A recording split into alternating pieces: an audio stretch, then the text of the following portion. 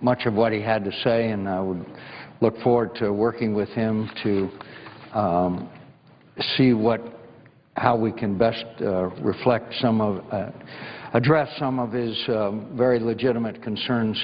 I would point out to my friend from Vermont that there is going to be a requirement for any of these foreign workers that first the job be advertised in a variety of ways to make sure that there is no American worker who would take these jobs. And I hope that that is, to some degree, resolve some of his differences. But I paid close attention to his statement, and I look forward to addressing some of those very legitimate concerns. I thank the Senator.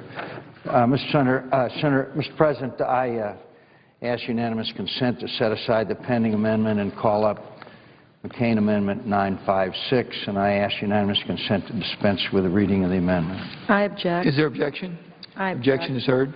Yeah, reserving the right to object, and I have some difficulty with the Senator's amendment that he wants to discuss, but until I've been trying to get a vote on amendment number 1113 that one of the members from the other side is holding up on flood insurance. So until we get things worked out, I hope the Senator from Arizona will appreciate the predicament that we're in. I'm happy for the Senator to discuss his amendment, but to call up an amendment to have any kind of vote on the amendment, I would have to object. Objection is heard. Mr. President, I appreciate Senator from Louisiana allowing me to discuss my amendment. I think I'll do that at another time, although I'm deeply appreciative. I like the statement included in the record, and I would just like to say the distinguished managers of the bill, we really are, there are a number of amendments. My colleague from Oklahoma has them, and it's going to be regrettable if we're not able to take up and address these amendments. And it's not really what we had agreed to when we took up the bill. But so I hope that there'll be another opportunity. I yield the floor. Mr. President. Without objection, the statement will be placed in the record. Mr. President, may I Senator from Louisiana. Speak for just 5 minutes? I don't know if there's any rule on the floor. Ask unanimous consent. Mr. President, I did not like at all objecting to Senator McCain's amendment, but I'm compelled to because I've been literally trying for several weeks now, not just on this bill, but on a previous bill, to get a vote, just a vote. I'll even take a 60-vote threshold. I'm not asking for a 53-vote threshold. I'm asking for a 60 vote. I will accept a 60-vote threshold on amendment that would make it clear that we could grandfather in flood insurance rates until an affordability study that was supposed to be done is done. Now, the interesting thing about this is that my amendment has no score. It doesn't cost the federal government anything if this amendment were to pass. It's a 0 score. It simply delays for 3 years a certain category of flood insurance premiums until an affordability study can be conducted, with 0 score. Unfortunately, the senator from Pennsylvania, to my knowledge, is still holding up this amendment. So I know that there are other Republicans that would like to offer amendments, but I am going to object to the offering or voting on any Republican amendments until the senator from Pennsylvania allows me to have a vote on my amendment. Now, I hate to be here because I don't like being in this position, but I have no choice because I can't even get the Republicans to vote on the flood insurance amendment. They could vote no. The amendment may not pass. I think I have the 60 votes to pass it. I would hope. We've explained it. It's important not just to Louisiana, to New York, to California, to New Jersey. Even West Virginia has some issues. And please understand, because I know I have a lot of respect for Senator Colbert. He and I work together on Homeland Security. I know this program has to be self-sustaining over time. No one depends on it more to be self-sustaining than people in Florida and Louisiana and California. But there's a right way to get it self-sustaining, and there's a way that's going to blow up the dreams of people that built their homes according to official flood maps that did everything they were supposed to do under the official flood maps, and then when those maps change, their rates then can go up 25% compounded for the next 5 years, not only pricing them out of the market, makes their homes unsellable and affects community banks in these communities. This is not just a Louisiana issue. I'm proud that I advocate so much for my state that when people come here, they say, when they see me, oh, there she goes again, advocating for Louisiana. I wear that as a badge of honor. But let me be clear. My state has the 32 lowest kind of rate of insurance on these claims. I'm not even in the top 3. This is affecting states, and I read them out earlier. Let me just say for the record, the top 10 states affected are Rhode Island, Connecticut, Massachusetts, Vermont, New York, Maine, New Jersey, Pennsylvania, Alaska, New Hampshire, Illinois, Michigan, West Virginia, Missouri, Indiana, Iowa, California, and Ohio. These are the states with the highest premiums now, and they could double or triple, actually almost triple, in the next 5 years. Now, maybe some of these rates need to go up. Some, interestingly, when the recalculations are done, some of the rates around the country will go down. I am not disagreeing with that. What I'm disagreeing with is the rapid rate in which it's going to happen, and it's going to have catastrophic, in my view, effects on many communities. Not all, but many, and I happen to represent some of those that it will. So my realtors have asked me to stand up for this. My home builders have called concern. My community bankers are very, very concerned about this. So I want to just thank the senator from Michigan and the senator from Mississippi. I know they're doing their very best job to move this bill forward. I think they've been quite fair, giving people on both sides an opportunity for amendments. I've been very patient. I have not objected to many amendments. Even, the irony of this is, Mr. President, even Representative Toomey's amendment, my friend from Pennsylvania, who was going to end a program that was vitally important to my state, I even allowed him to have a vote on that. I mean, a terrible amendment for Louisiana. Now, we were happy we beat the amendment, but I even allowed him to have a debate. I could have stopped it. I'm one senator here. One senator can stop anything. But I'm not trying to stop. I'm just trying to advance a vote on flood insurance. So I would ask the senators, Senator Colburn and Senator McCain, maybe they could be more convincing to their colleague from Pennsylvania than I've been able to be.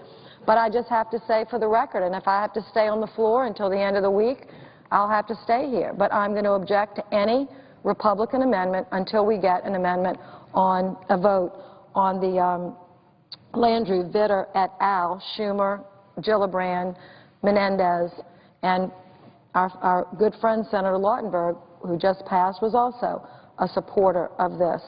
And I'd like to keep his name on it if I could. So anyway, I yield the floor, and I'm very sorry to my colleague from Oklahoma. Mr. President. Senator from Oklahoma. You know, I can somewhat associate with the remarks of the senator from Louisiana. We've unwound because we don't want to have real debates and real votes. We just fixed the flood insurance program. We didn't fix it well enough. And if Senator Landrieu is allowed her amendment, I'll vote against it. But I think she ought to be able to have her amendment. The whole fact is the reason the Senate isn't working is because we want to use a procedure that was never before been used, except in the last 2 or 3 years, in this body, and that is to limit a senator's right to offer an amendment. And the fact is Senator Landrieu may, in fact, win her amendment. But there's another chance. The House may not go along with it. There's going to be a conference committee, may not go along. She didn't win this when we fixed the flood insurance. You know, she wasn't for us raising it to the extent we did, and we didn't raise it near enough to make it healthy yet. And delaying it 3 years will markedly hurt the flood insurance program, which is operated through FEMA, which is I'm the ranking member on that subcommittee. But the fact is she ought to be allowed to have her amendment. I agree with that.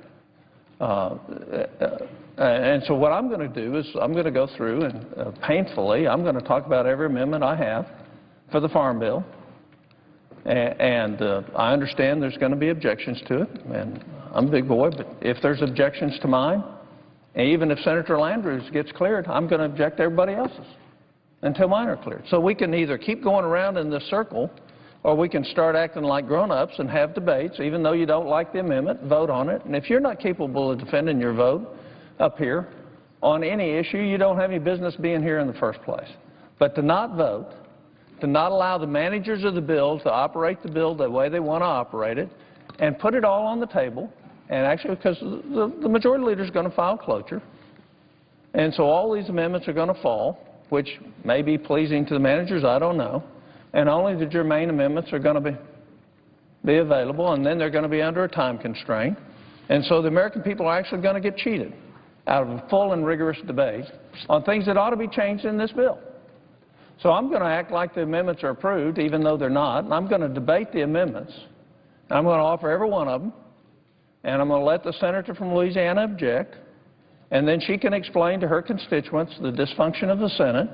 And it doesn't just happen on the Republican side. I'd remind my colleague from Louisiana, there's plenty of unilateral objections on the other side, and if we're going to operate this way, then nothing's going to happen in the Senate. And so with that, I will begin.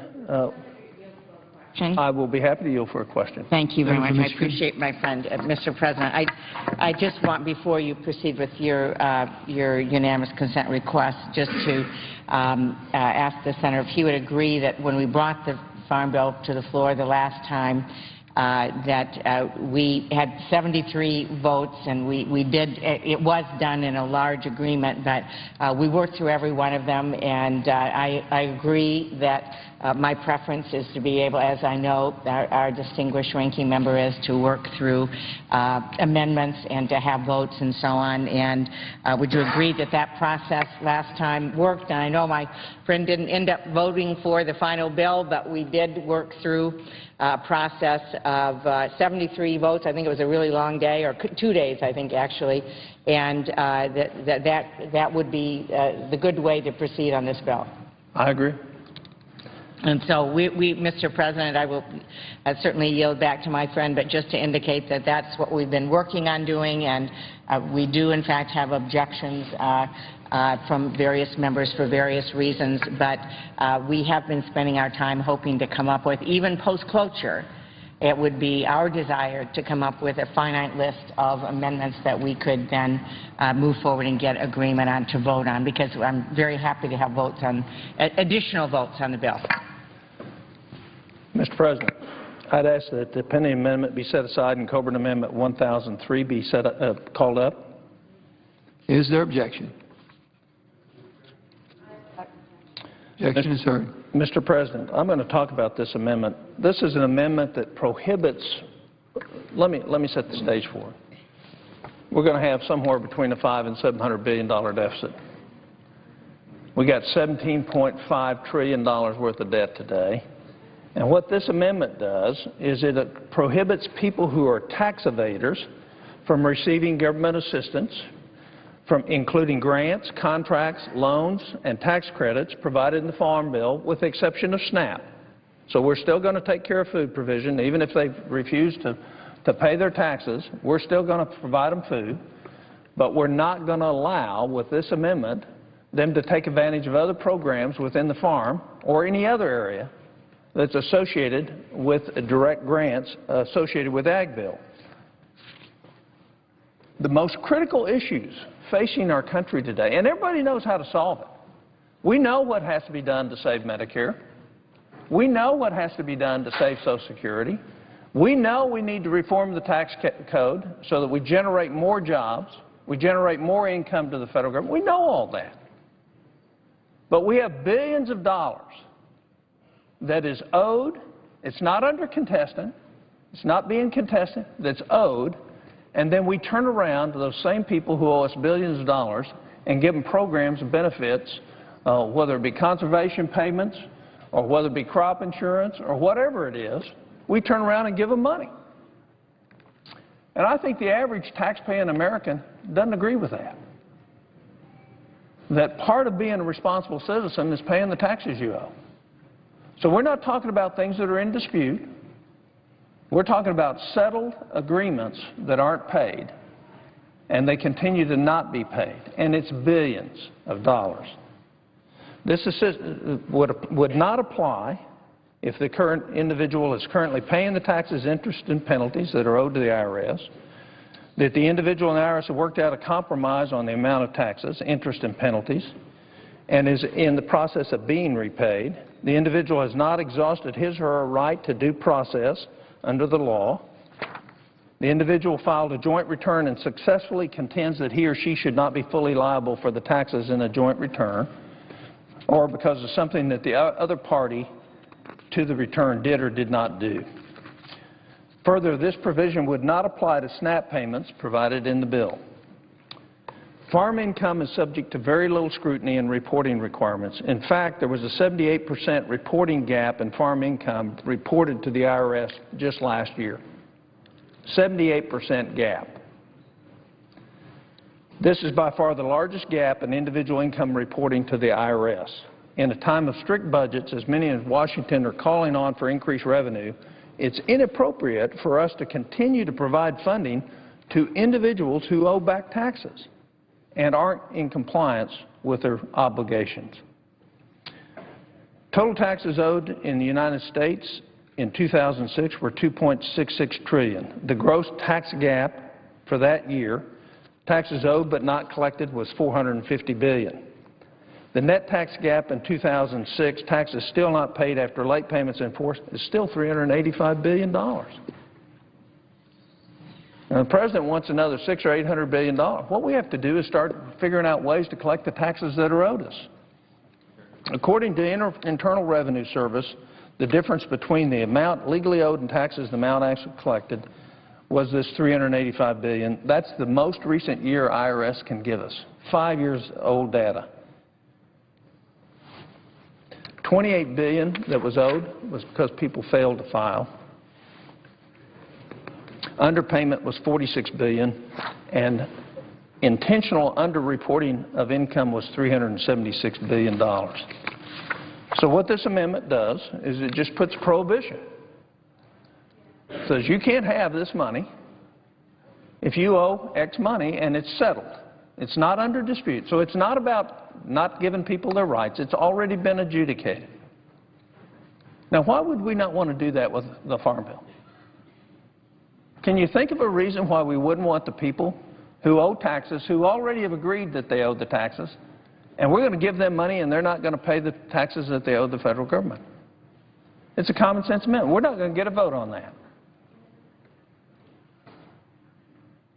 And we're not going to get a vote on it because we have cowardly members of the Senate, and I'm not talking about the senator from Louisiana, who refuse to come down here and voice their objections to bills, and refuse to debate why they won't allow an amendment that does something for the future, that actually will make a difference in a kid's life in the future, that will actually increase some income so we can afford the flood insurance program that we have. They won't come in down and debate it and express an opinion why they won't allow a vote on it. It dishonors the Senate. Mr. President, I ask the pending amendment be set aside and amendment number 1004 be called up. Mr. President, I'm going to have to object to that as well, but I know the senator is going to want to speak about it. Thank you. This amendment ends conservation payments to millionaires, people who make $1 million a year. Now, we have a rule at the USDA that says people making $1 million a year aren't supposed to get these payments. But guess what the USDA does? They waive the payment. They waive the rule. And what this amendment would do is say you can't waive the rule. If you, again, talking about our debt, the very well-heeled, the very well-connected are getting the majority of the conservation payments in this country. They're the ones most capable of doing conservation on their own land, and do. But now they do it with the assistance of mine or the President Pro Tem's grandchildren. Because what we're actually doing is paying them dollars that our grandkids are going to get to pay back.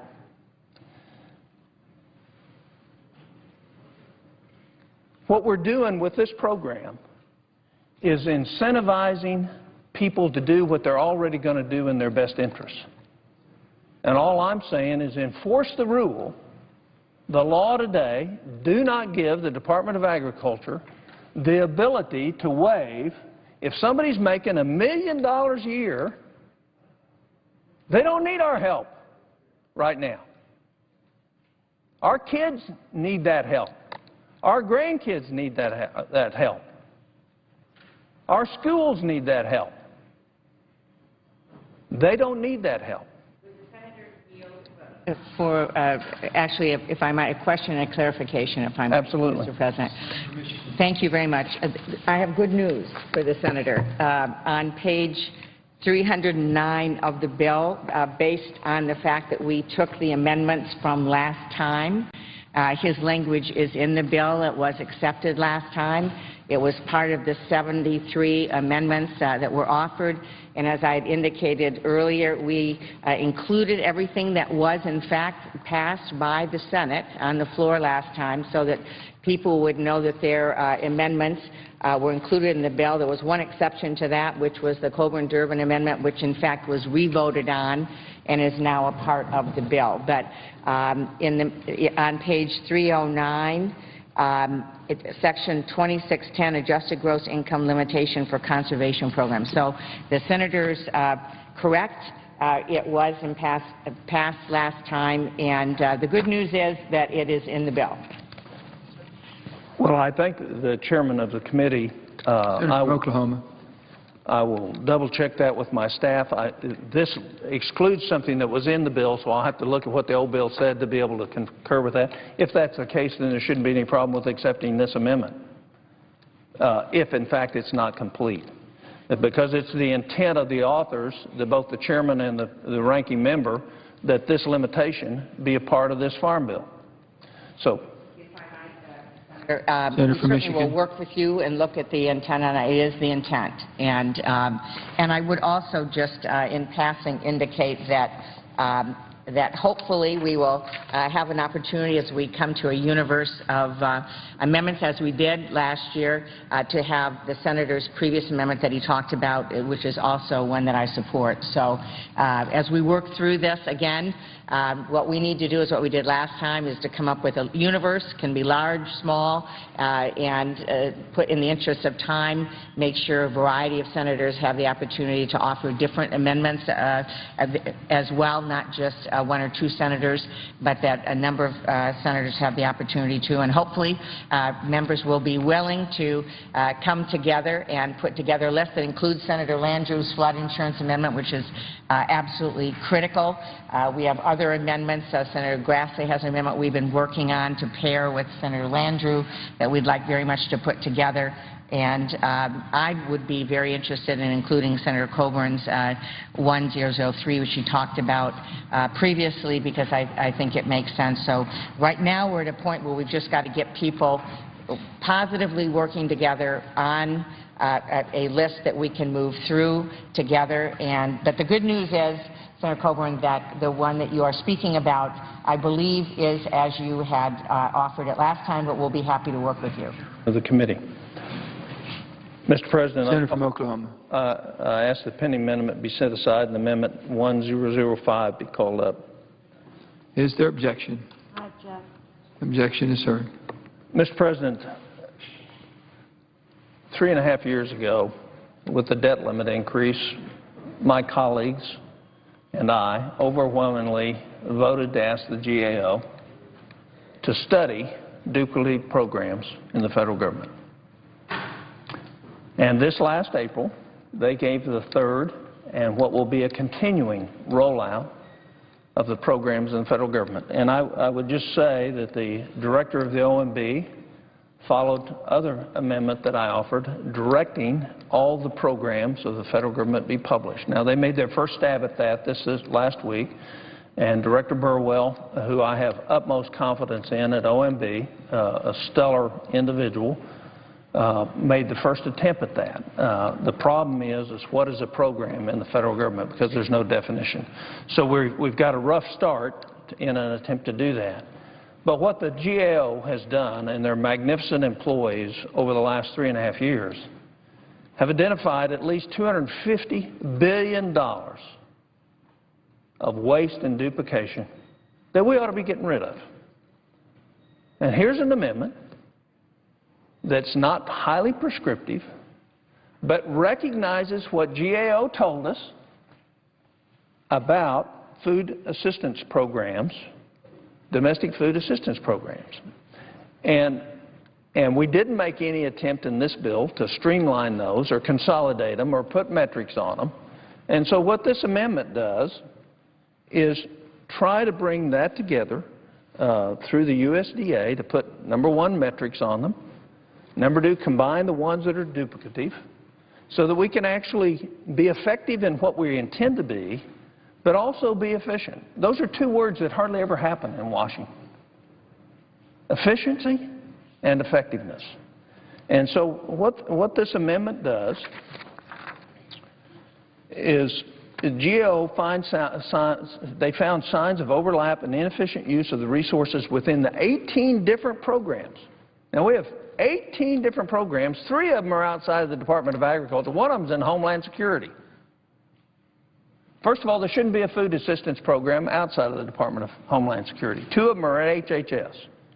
So we shouldn't have duplicative bureaucracies in those other 2 departments when we've got a bureaucracy in agriculture. But of those 18 programs, what they found was the following. 11 of the 18 programs, there was not enough research to even determine, in other words, the agency didn't have the reason, whether or not the programs were effective. We don't know if what we're doing is working, because never when we pass these programs do we require a metric or some type of method to assess their effectiveness. And so that's one of the things this amendment will do, and allows the Department of Agriculture to do that. Matter of fact, it mandates that they'll do it. Is it effective? What parameters are you using to say that it's effective? In other words, if the American taxpayers are going to spend money on this program, ought they not know whether or not it works? I mean, only in Washington do we do programs and not know whether they work or not, and not ask whether or not they work. So 11 of the 18 programs, there's not enough knowledge even in the Department of Agriculture to know whether they're working. What this amendment does is it requires the Department of Agriculture to evaluate the following 10 programs: Child and Adult Care Food Program, the Community Food Projects Competitive Grant Program, the Emergency Food and Shelter National Board Program, the Grants to American Indian, Alaska Native, and Native Hawaiian Program, Organizations for Nutrition and Support Services Program, the Food Distribution Program on Indian Reservations Program, the Fresh Fruit and Vegetable Program, the Senior Farmer Market Nutrition Program, the Summer Food Service Program, the Emergency Food Assistance Program, and the WIC Farmers Nutritional Program. Now, let me just mention one of these. The Summer Food Service Program, it was announced by KOTV in Tulsa, Oklahoma, just last night. No matter who you are, they're going to feed you 2 meals a day in the summer. Whether you make $100,000 a year or whether you really are in need of a meal.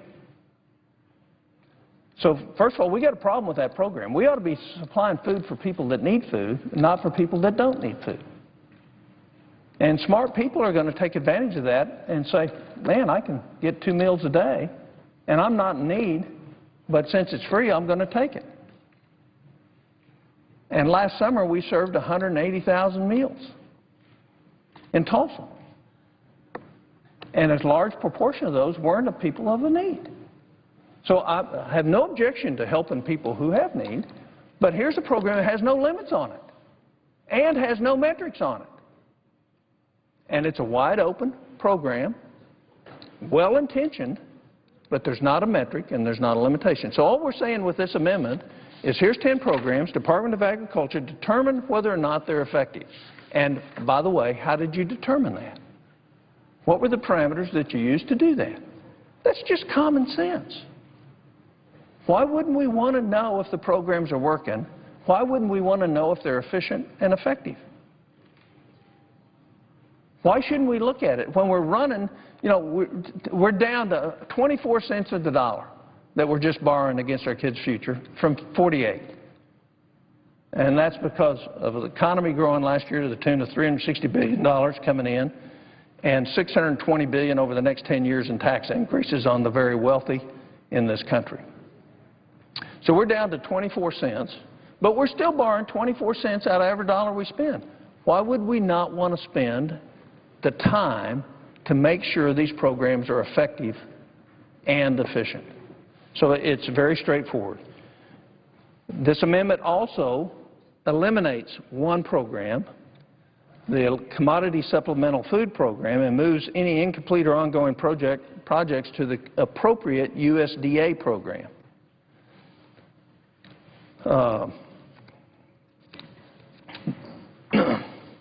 USDA proposed eliminating this program themselves, which targets low-income pregnant women, children, and persons age 60 or over, but Congress continued to fund the program. And that's the reason they wanted to get rid of it, because they already have programs that duplicate this one. And yet here we find it's going to get funded again, it's going to get authorized again, and even USDA says we don't need this program. So it's the only program that we have. In 2012, the program was funded at $177 million, and it duplicates SNAP grants to Native American home-delivered nutrition program per senator. In other words, USDA already recognizes that it's a duplicative program. They've asked for it to be eliminated. We didn't eliminate it, and so this amendment would eliminate it. This amendment also eliminates the Seniors Farmers Market Nutrition Programs and moves the non-duplicative function to the WIC Farmers Market Nutrition Program. Both of these programs do exactly the same thing. They provide grants to participating states to offer vouchers and coupons and electronic benefit cards to low-income participants that may be used in farmers markets, roadside stands, and other approved venues to purchase fresh produce. They provide exactly the same assistance to women, children, and seniors and should be combined. GAO says they should be combined. USDA says they should be combined, but they're not combined in the bill.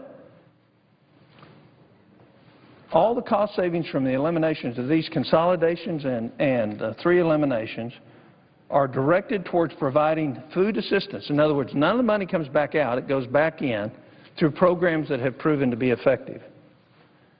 This amendment also directs the USDA to coordinate with Health and Human Services Administration on Aging to identify and address fragmentation, overlap, and duplication between the programs providing food services on Indian reservations where we have a real need. So we're not just looking for duplication, we're looking for gaps in service. And it also requires them to report their recommendations back to Congress. And since I don't want to use my big slides today, I'll use my small slide. Here's the food assistance programs, all 18 of them. 15 runs Department of Agriculture, 2 run through HHS, and 1 through Homeland Security. And yet GAO says you can collapse these 18 into 10 and be more effective, get better nutrition to the people at-risk groups, and we've not done it. So it's like we asked GAO to do all this work, and then we didn't pay any attention to it.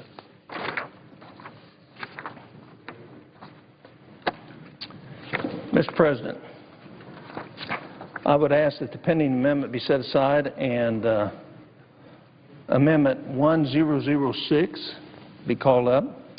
Mr. President. Is there objection? I object. May I say something, though? Objection is heard. First of all, I thank Senator yield. I will yield for a question, but I will not give up my time. Okay. I will not yield the floor. I'll be happy to yield for a question. Okay. I would ask the Senator, does he know that some of us are very sympathetic with the amendments that he's offering, and does he know that some of us would really actually like to vote on some of those amendments so that I'm sure he is aware, that I'm really sorry that I have to object, but it's the only way I can get my amendment up? I would just respond to the senator from Louisiana. I have no ill will towards her objections. I stated it plainly before. I believe the Senate ought to consider any and all prior to court cloture, any and all. I think senators have the right to offer anything that they think is pertinent to this country right now on any bill that's going through here. I've used that tactic for the first 3 years I was in the Senate. Nobody objected.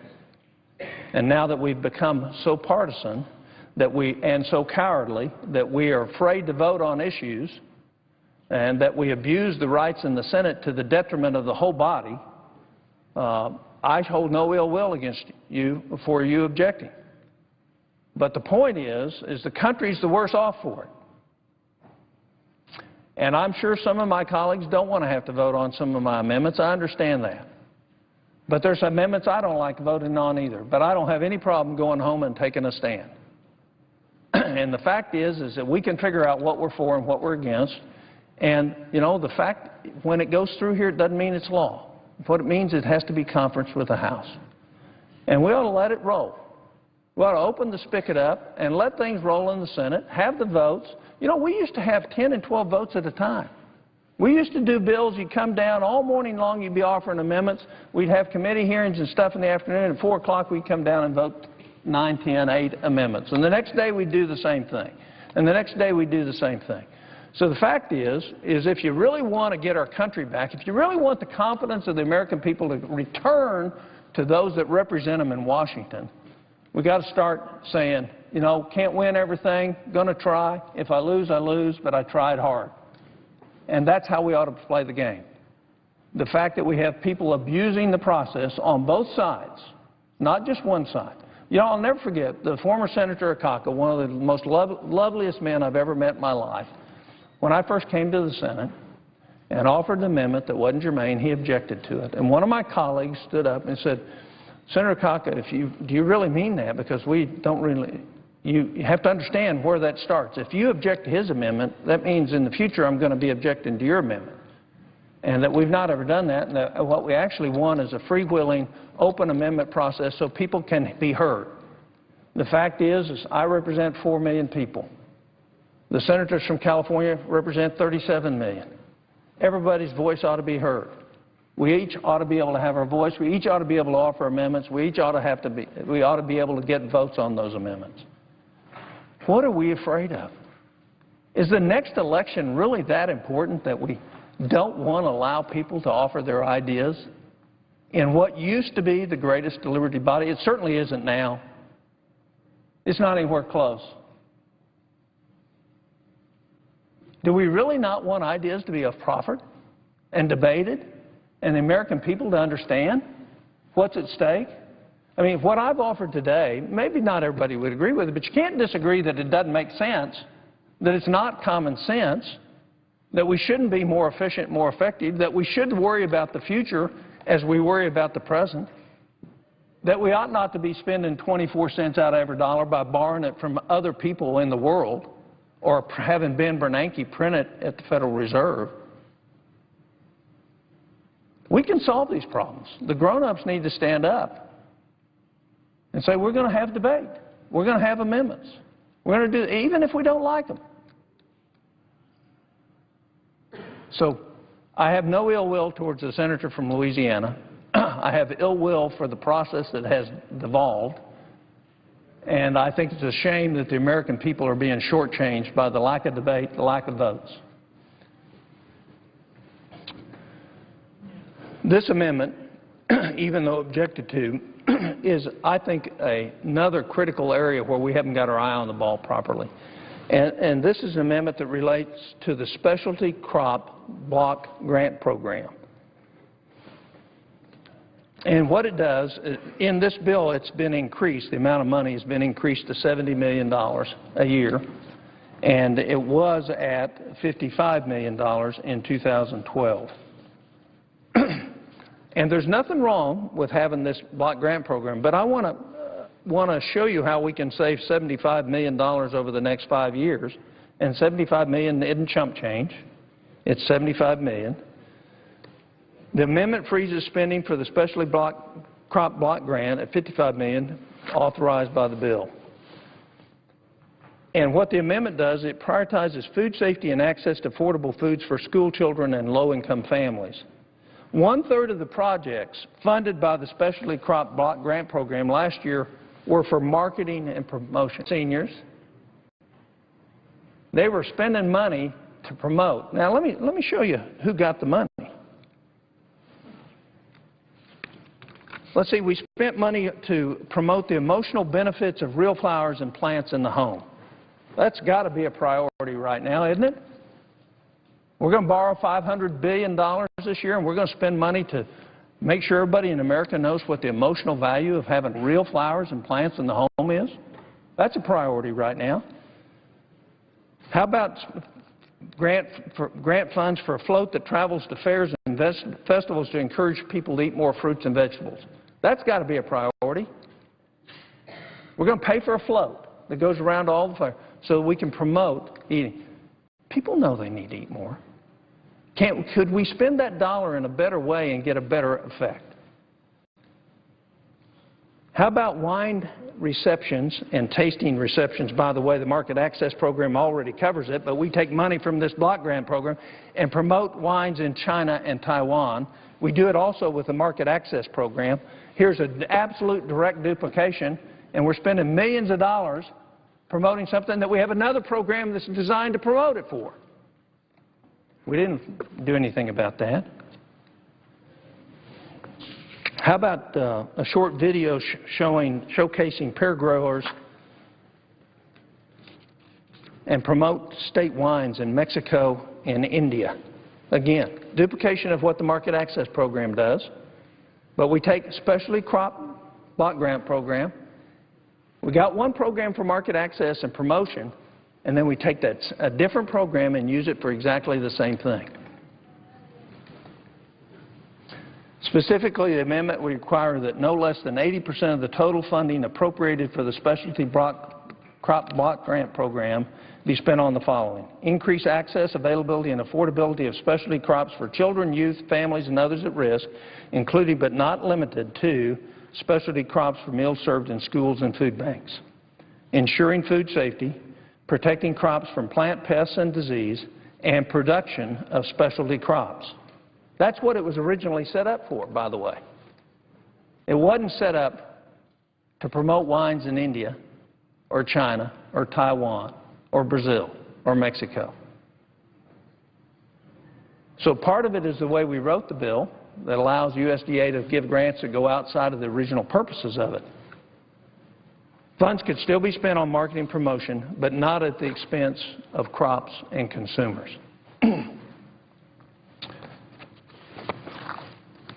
Mr. President, I ask the pending amendment be set aside and Coburn Amendment 1007 be called up.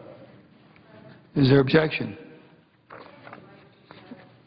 Reserving the right to object. Could I ask the good senator from Oklahoma, since he's talked about 3 amendments, could I just ask unanimous consent for my amendment to see if anybody would object to it?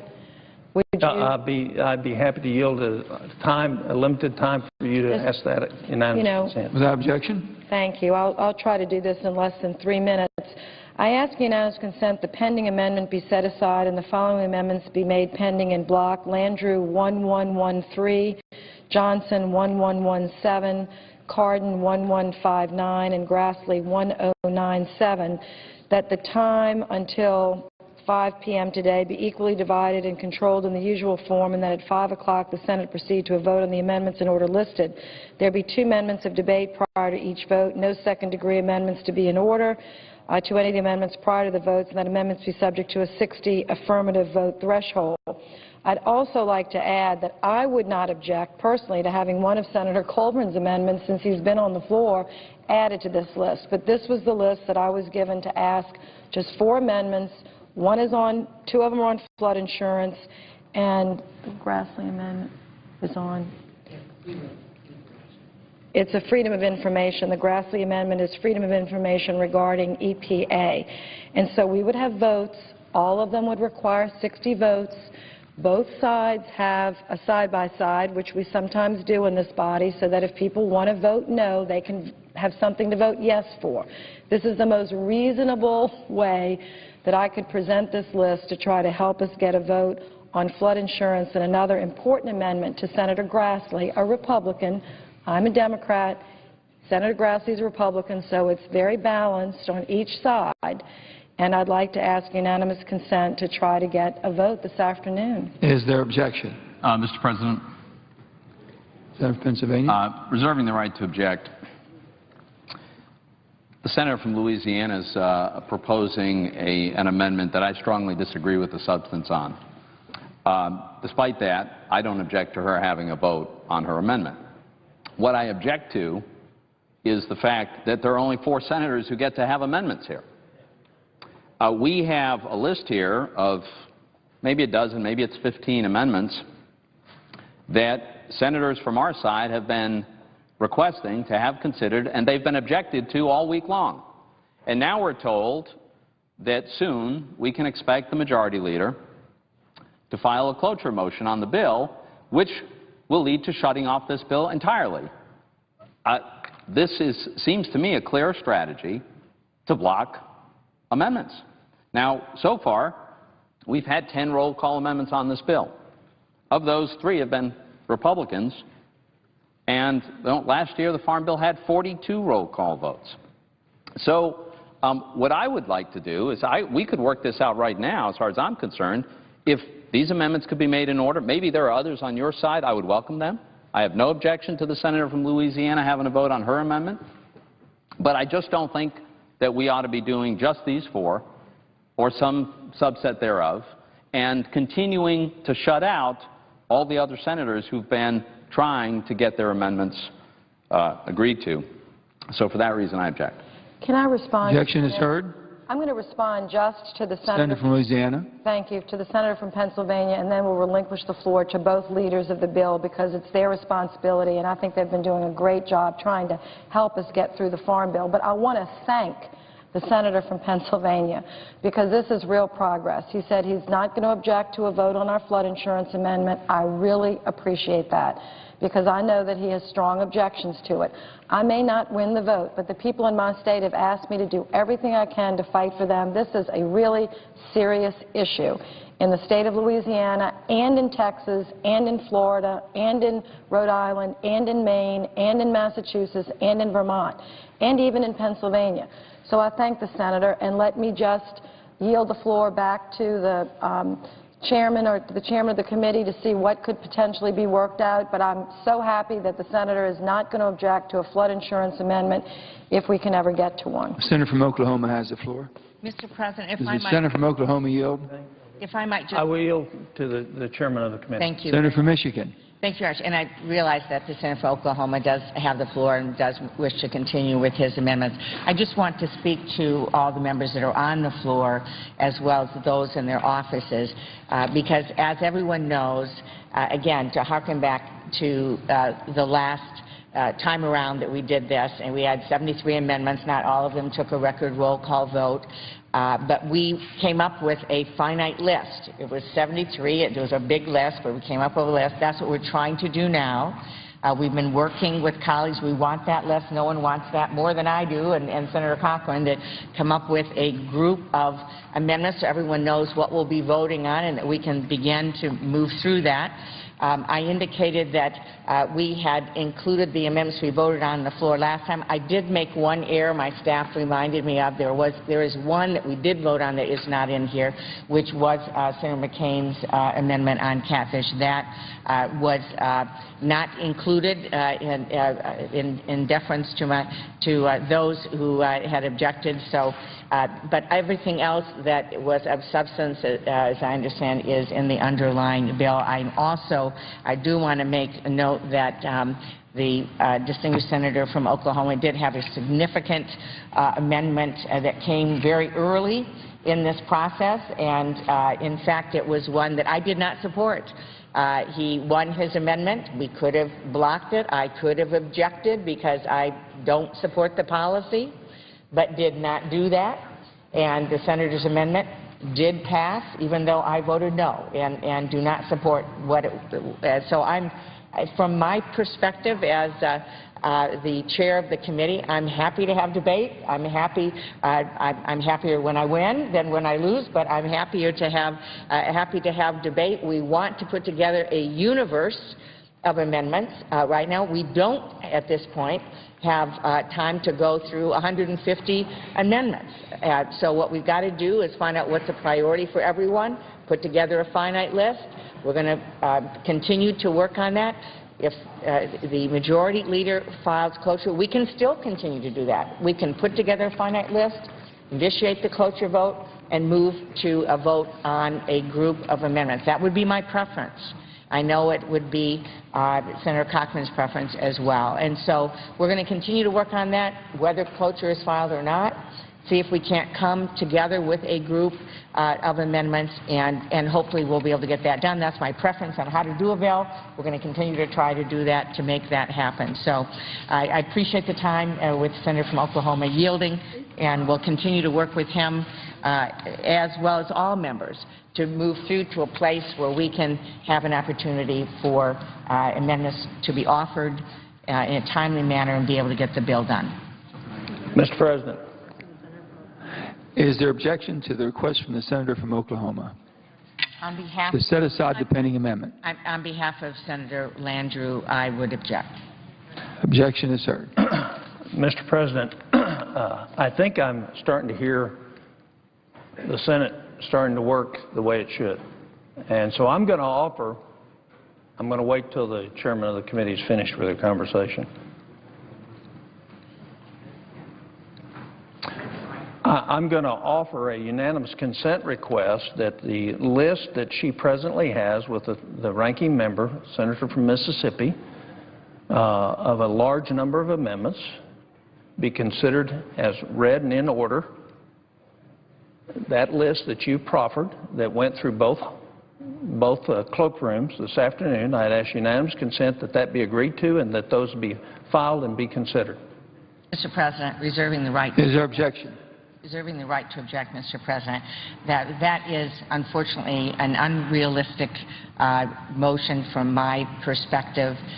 We have got to work with members. Many members, including the senator who's speaking, have multiple amendments, and we need to get a list of priorities from people so that we have a smaller list that we can work with to be able to get this done in a timely manner. And so I would object at this point. I would like very much to see us put together a list, but to do this in a way where some members have many, many, many amendments and others... Since an objection has been heard, yes. It was my understanding you had an agreed-upon list that you'd sent to both cloakrooms. Failing that, what I would propose, based on what I've heard out here this afternoon, is that you put that together and let's try it. And let's ask unanimous consent. The fact is that the chairman and ranking member of this committee have worked hard to get this bill. We can move this bill. But one thing you said in your statement is a finite list. That's fine. What we want to do is have an open amendment process. And so as you consider that, let's move it. And here's what will happen. Here's what used to happen in the Senate for my colleagues that are newly here. People would file all sorts of amendments, including me. And about half of them you wouldn't bring up. So we don't know in this universe of 150 how many are really serious, how many are done to file an amendment and to make a statement like I did on one amendment, changing the name of SNAP. I have no intention of calling that up. But to making a statement about what if it's really nutrition, supplemental nutrition access program. But what I would suggest to the chairman and ranking member is put that out there, give it to me. Let me offer a unanimous consent here on the floor live. We've had a great debate. We understand what the problems are. Let's start voting. Let's start debating and voting. When we consider all the time huddled in a group of staffers, we don't do anything. We don't debate the bill. We don't vote the bill. And so consequently, the American people get shortchanged. So what my offer, you give that offer, I'll offer that amendment. I won't even participate on what's in the mix. I believe the process ought to move forward, whether I win or not. And the fact is selfishness on the part of our colleagues, because they don't want to vote on something, keeps us from doing the country's work. And I think we're a seminal moment right now in the Senate where we can change what's happening in this body, if in fact we will lead to do that. I know that President Pro Tem wants to see that happen. I believe my colleague from Michigan wants to see that happen. I know the ranking member has had that philosophy for years in the Senate. He taught me it. I learned it from him. And I offered a lot of amendments that he opposed and didn't like, some of them affecting Mississippi, and he beat me every time. But he never said you can't offer the amendment. So I think we're at a seminal moment. Let's start moving things. And what I would do is call on the ranking member and the chairman, give me that list. Let me go fight for it. Let's break this beaver dam in the Senate, and let's start acting like grown-ups again. Would the senator be willing to yield? I'll be happy to yield for a question. Senator from Michigan. Thank you very much. Well, let me first say that if I'm hearing you right, you will work with us to move forward on a unanimous consent request on a list of amendments. Certainly would welcome your doing that. I also do need to indicate that we have spent last week and this week moving amendments. We started moving amendments. Yours was one of the very first ones that we did vote on. We have been working together today, trying to move in small groups of amendments to be able to get things moving, now facing objections as we do that.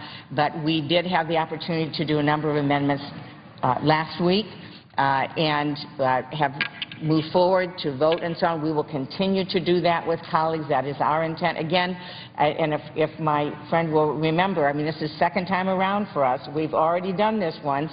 We're back doing it again. We want to get it done. We want to have the opportunity for people to offer more. Question in there somewhere, and I'd like to reclaim my time. There is a question, if I might say to my friend, that I'm hearing you that you are desiring to work with us. Is that correct? That is correct. Mr. President, Senator from Oklahoma. I have another unanimous consent request. And I want to preface this unanimous consent request. There's 150 amendments, I think the chairman said, or thereabouts, filed on this bill. A lot of those aren't going to require votes. Some are. I ask unanimous consent that every amendment that's been filed to this point be considered as read and considered debatable and votable. Is there objection?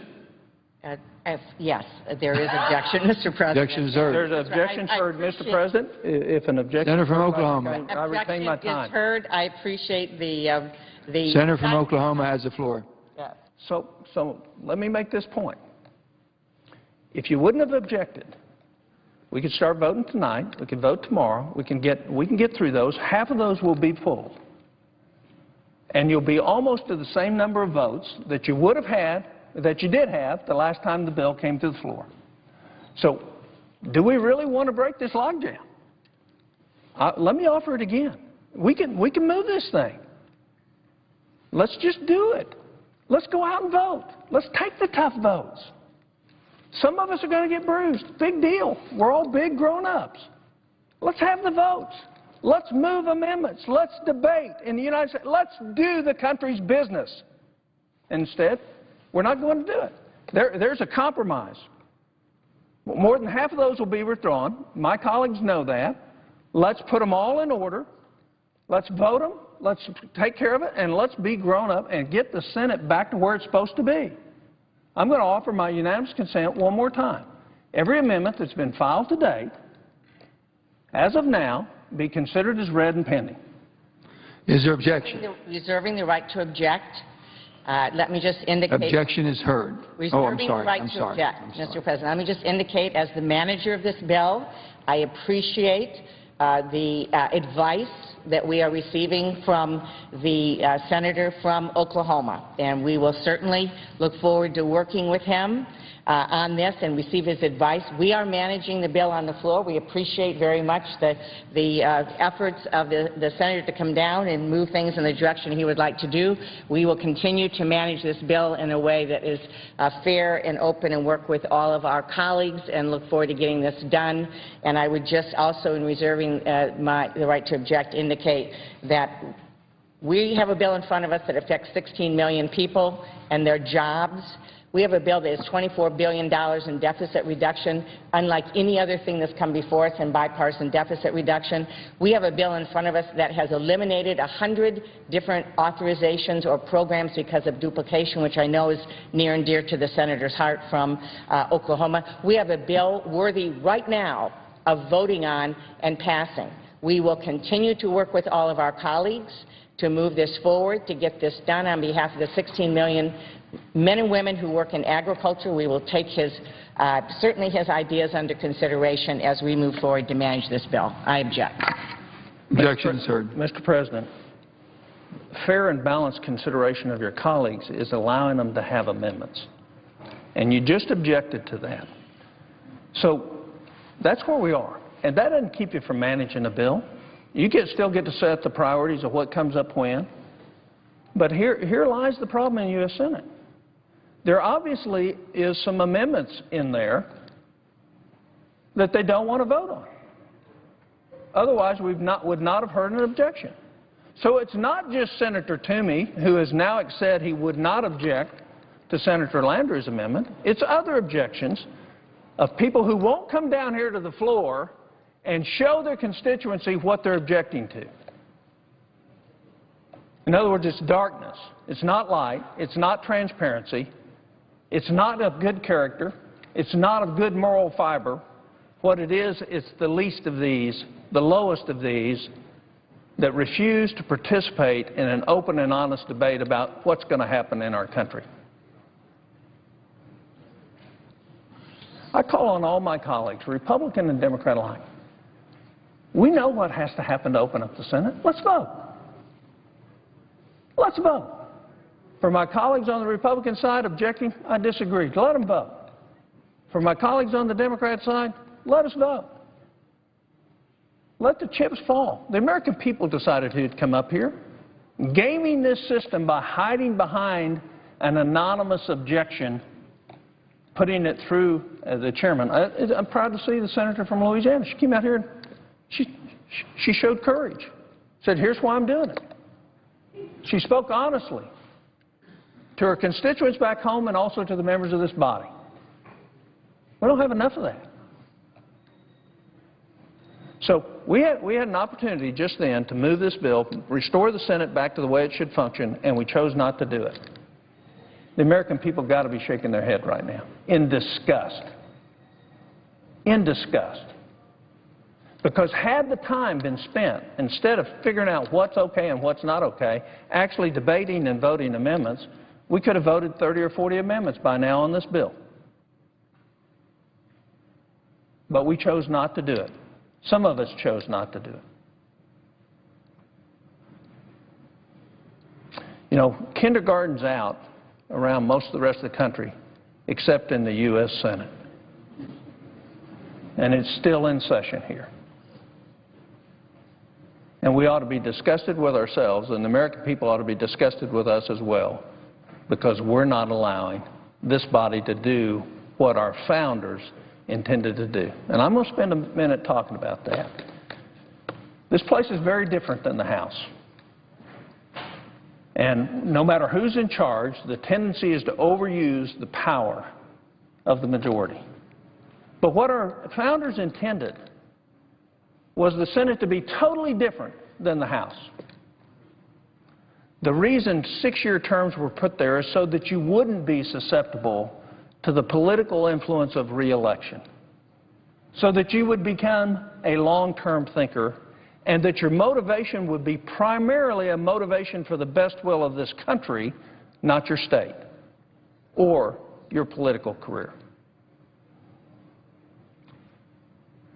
The assessment of the Senate today is we've lost our focus. It's about politics, not our country. It's about the short term, not the long term. It's about anything but the best interests of the country. So here we have common sense amendments. I appreciate the fact that the chairman and ranking member have included some of mine in what they were proffering. But the fact is, let's include them all. What is so bad about voting on a stupid amendment? If it's really stupid, they're either going to withdraw it or lose big. If it's really controversial, the American people want to see us debate and vote on controversial topics. They do not want to see us duck our responsibility. We've met the enemy. The enemy's us. We refuse to do it. Since I've had an objection to that Amendment 107, I'm going to ask unanimous consent that Amendment number 1008 be called up. Is there objection? Mr. President, on behalf of Senator Landrieu, I would object. Objection is heard. Mr. President, this amendment, even though it's been objected to, I'm going to talk about, is to require the Rural Utility Service of the Department of Agriculture to ensure that the grants and loans that it makes to provide access to broadband telecommunication services in rural areas are made to rural areas that don't already have access to broadband. Wait a minute. Why would we want an amendment to do that? This is an amendment to tell them to do what they're supposed to be doing. Over the years, the rural broadband program has seen a large amount of federal funding. In 2009, the Department of Agriculture's broadband program received $2.5 billion from this stimulus bill. The Inspector General examined the Rural Utility Services Broadband Loan and Guarantee Program, and what he found that a large majority of the funds went to areas that already had broadband services. In other words, they didn't spend the money where we don't have broadband. They spent the money where we already do. Specifically, this Inspector General found that 148 communities that received broadband service funded by this program were within 30 miles of cities with more than 200,000 people, including the cities of Chicago and Las Vegas. Some of the federal funds going to broadband programs originate from the Department of Commerce as well. So we have the Department of Agriculture and the Department of Commerce both doing the same thing. The issue is highlighted by the problems with the broadband program that occurred in West Virginia, President Pro Tem state. Specifically, the state could not handle nor had the use of the routers that were delivered to them. Put simply, the libraries and schools didn't have the need for the powerful stuff that was sent to them. So we wasted the money. It was a $24 million error. You get to $1 billion, $1 million at a time, and you get to $1 trillion, $1 billion at a time. What this amendment does is make them spend the money where we don't have broadband, not where we do. In other words, it prioritizes, which most of us would agree to, that broadband funds through this grant program go to areas that don't have broadband rather than areas that already do. So let's wire the whole country first before we upgrade everybody else. Mr. President, I ask unanimous consent that the pending amendment be set aside and Amendment 1010 be brought up. Is there objection? There is objection, Mr. There's objection. On behalf of Senator Landrieu, I object. Objection is heard.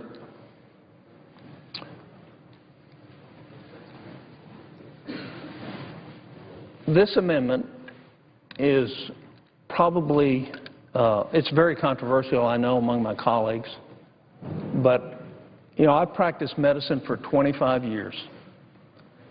And before that, I ran a pretty successful business. And the Department of Health and Human Services delayed the implementation of ICD-10. Now, let me explain to you what that is. ICD-10 is a new diagnostic code book. And why is that important? Well, we use ICD-9 now, which helps us write the diagnosis codes, whether you're in a hospital, a clinic, a doctor's office, an outpatient surgery center, a home health, whatever it is, those diagnostic codes categorize what we actually did for you. And well-intentioned public health experts thought that we aren't broad enough in what we do with the ICD-9, International Classification of Diseases. So as a part of the Affordable Care Act, ICD-10 was implemented. And there's nothing wrong with updating it, but let me explain to you what we did. We went from 18,000 codes of diseases to 140,000 codes, the cost of which, at a minimum, in the healthcare system, under various studies, will be at least $5 billion a year added cost. Now, will there be some benefit? Yes, to public health experts that study disease patterns, there will be some limited benefit. The question we have to ask is, what's our biggest problem with health care? Our biggest problem with health care is it costs too much. It costs too much. And what we've done with ICD-10 is just the implementation, I'm talking $5 billion a year from now on. The implementation is going to cost $10 to $15 billion to put it in. And what this amendment would do would make a significant delay in the implementation of ICD-10. The implementation of the Affordable Care Act is going to cost enough as it is. And what this would do would put us refocusing on what is important. It's important that providers spend time with patients, not spend time trying to figure out how they fill out a disease code.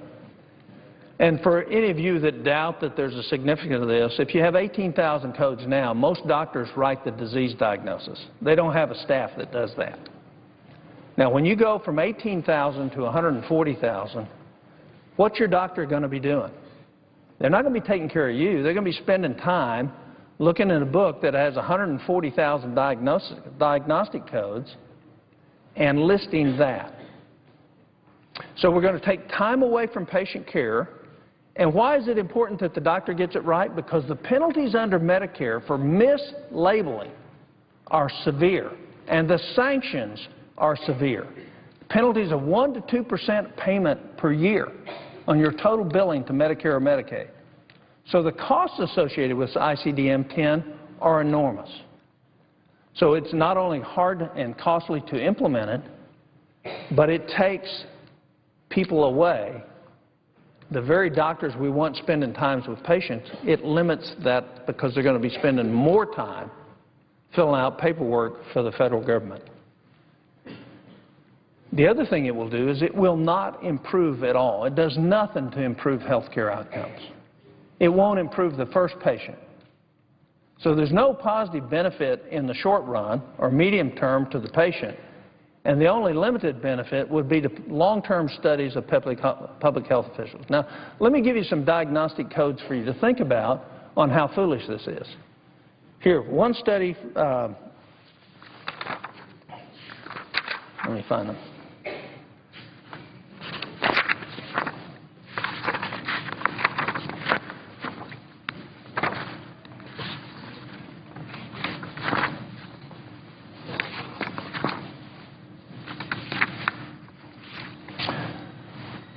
The new codes account for injury sites ranging from opera houses to chicken coops to squash courts.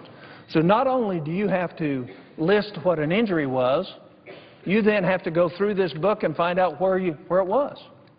Was it on a ranch? Was it in the corral? Was it in the chicken coop? Because if you mislabel it, under threat of penalty from CMS. How about 9 different codes to where you got hurt around a mobile home? How about a burn due to water skis? How about walking into a lamppost? If you hit your head, it's important for public health officials to know that you walked into a lamppost. It includes 300 different codes related to every different animal. So if you got a bite from a rat or a chipmunk or a squirrel, there's 312 different codes around each one of those animals. It's got 72 codes pertaining to birds. You got pooped on, you got pecked at, you got bit. 72 separate codes. How about bitten by a turtle, or the second one, struck by a turtle, or walked on a turtle, or kicked a turtle? It's how much foolishness is in ICD-10. And we're going to ask our doctors to spend time figuring out 160,000 different codes on disease-related when 18,000 does this just fine right now. So that what this would do would forego the implementation of ICD-10. Mr. President, I ask that the President Amendment be set aside and Amendment 1076 be called up. Is there objection? On behalf of Senator Landrieu, I would object. Objection is heard. I understand the objection. I have no ill will towards my chairman or ranking member for their objection. What this amendment does is during sequester, it prohibits performance awards in the senior executive service. We're paying performance bonuses right now during sequester. The Office of Managed Budget has ordered a freeze on most bonuses for federal workers during sequestration. But the current law provides an exemption for members of the senior executive service, who are among the most highly paid federal government employees. What this amendment does is it closes that exemption loophole. If we're all going to suffer, everybody's going to suffer. And just because you work in the senior executive service doesn't mean you shouldn't have to participate and lead on the sacrifice that this country is going to have to be making and is making. So what this does is it treats SES, or Senior Executive Service personnel, just like every other federal employee. Mr. President, I ask that the pending amendment be set aside.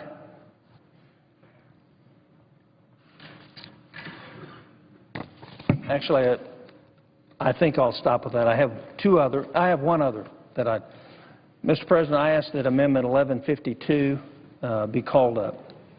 Is there objection? Reserving the right to object, I will object, Mr. President, but I would like to ask my friend, given all of the amendments, that if we were able to accept all of his amendments, would he be supporting the bill? I haven't made that decision yet. I would object on behalf of Senator Landrieu. Objection is heard. Look, I'll tell you how I go through looking at a farm bill. I believe farmers ought to farm. I don't believe they ought to farm the government. And I think you all, over the last few years, have done a good job changing that scenario. I believe food security is an important part of what America can do for both our country and our world. I also know that our farmers are some of our hardest working people.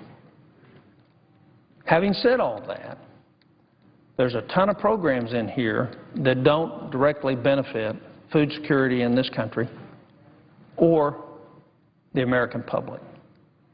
And when we still have the well-heeled and well-connected in this country taking advantage of farm programs, from pro athletes to everything else, who use the farm program as a method, as a tax hedge, and use the supplemental systems. By eliminating direct payments, you've done a great deal. I'm all for crop insurance. I think it ought to be a little more costly and a little more spread out.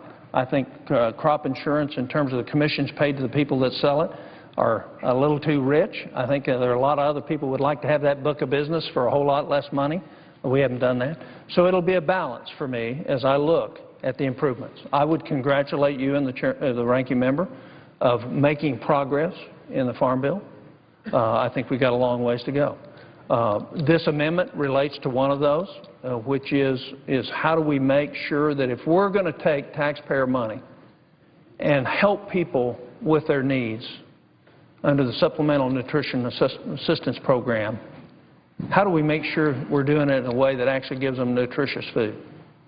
As a physician that's cared for obesity and heart disease and cancer and high blood pressure for years, diet has a big fact on that. And Senator Harkin and I have an amendment together, this amendment, which would create a pilot project in 2 states to allow states to use a nutritional assessment for setting eligibility for what can be bought with SNAP. That's what this amendment does. A lot of the companies don't like it. A lot of people say, well, how can you do that? But I would remind our colleagues, for many of the people who don't buy nutritious food, when we're helping them, we're actually paying for it twice. Because when they make really poor choices with our money to buy their food, they're creating disease categories that we're going to pay for in the future with our money for their disease. So the idea of trying a pilot project in 2 states where they use nutritional value to make a determination of what food products are eligible and what are not for the SNAP program is a time that most people out in the country would like to see. You know, you can't help. Most Americans want to help anybody that needs help, but I hear it all the time when people say, I see people buying stuff I don't buy or I can't afford to buy with their SNAP card. So there's no good way to do that other than do it on a nutrition basis, and that's the only way we should look at that. If we're going to help somebody, we ought to help them. There's a great book by a guy by the name of Marvin Lasky. If you ever have a chance to read a great book, it's 15, 20 years old now. It's called The Tragedy of American Compassion. And he talks about how you help people. And you don't help people by giving them a blank check. You help people in short term. You help them as long as they have a need, but you help them in a way that they get to help themselves and get their dignity back. And what Senator Harkin and I agreed to on this is this pilot project will have to be evaluated at the end of 2 years. All the costs of it have to be borne by the states. We've checked out all the computer companies. There's no problem with putting limitations as terms of UPC codes or anything else and all the checkout stuff. It's not an issue. We've done all the homework on it. But it would be interesting to see, once you do a nutritional evaluation and a limitation on SNAP products, what would happen to the health of the people that we're helping. And so that's the amendment that he and I have worked together. We would love to see it go. We think it's time for that to happen, and it certainly will be good. The key is can we help people get back to being self-reliant?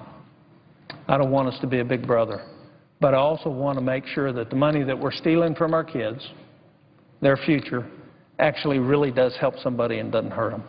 With that, I would again congratulate both the chairman and ranking member for the bill that they've brought. It has marked improvements.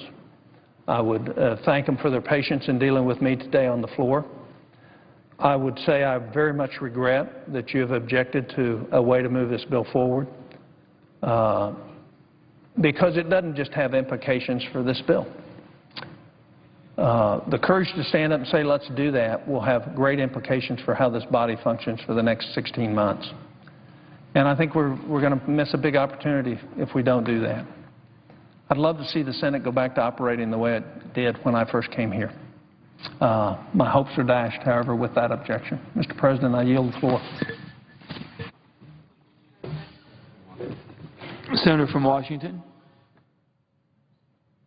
Mr. President, I come to the floor. I've been listening to this debate by my colleagues, but I came to share a few thoughts about the passing of our dear friend, Senator Frank Lautenberg.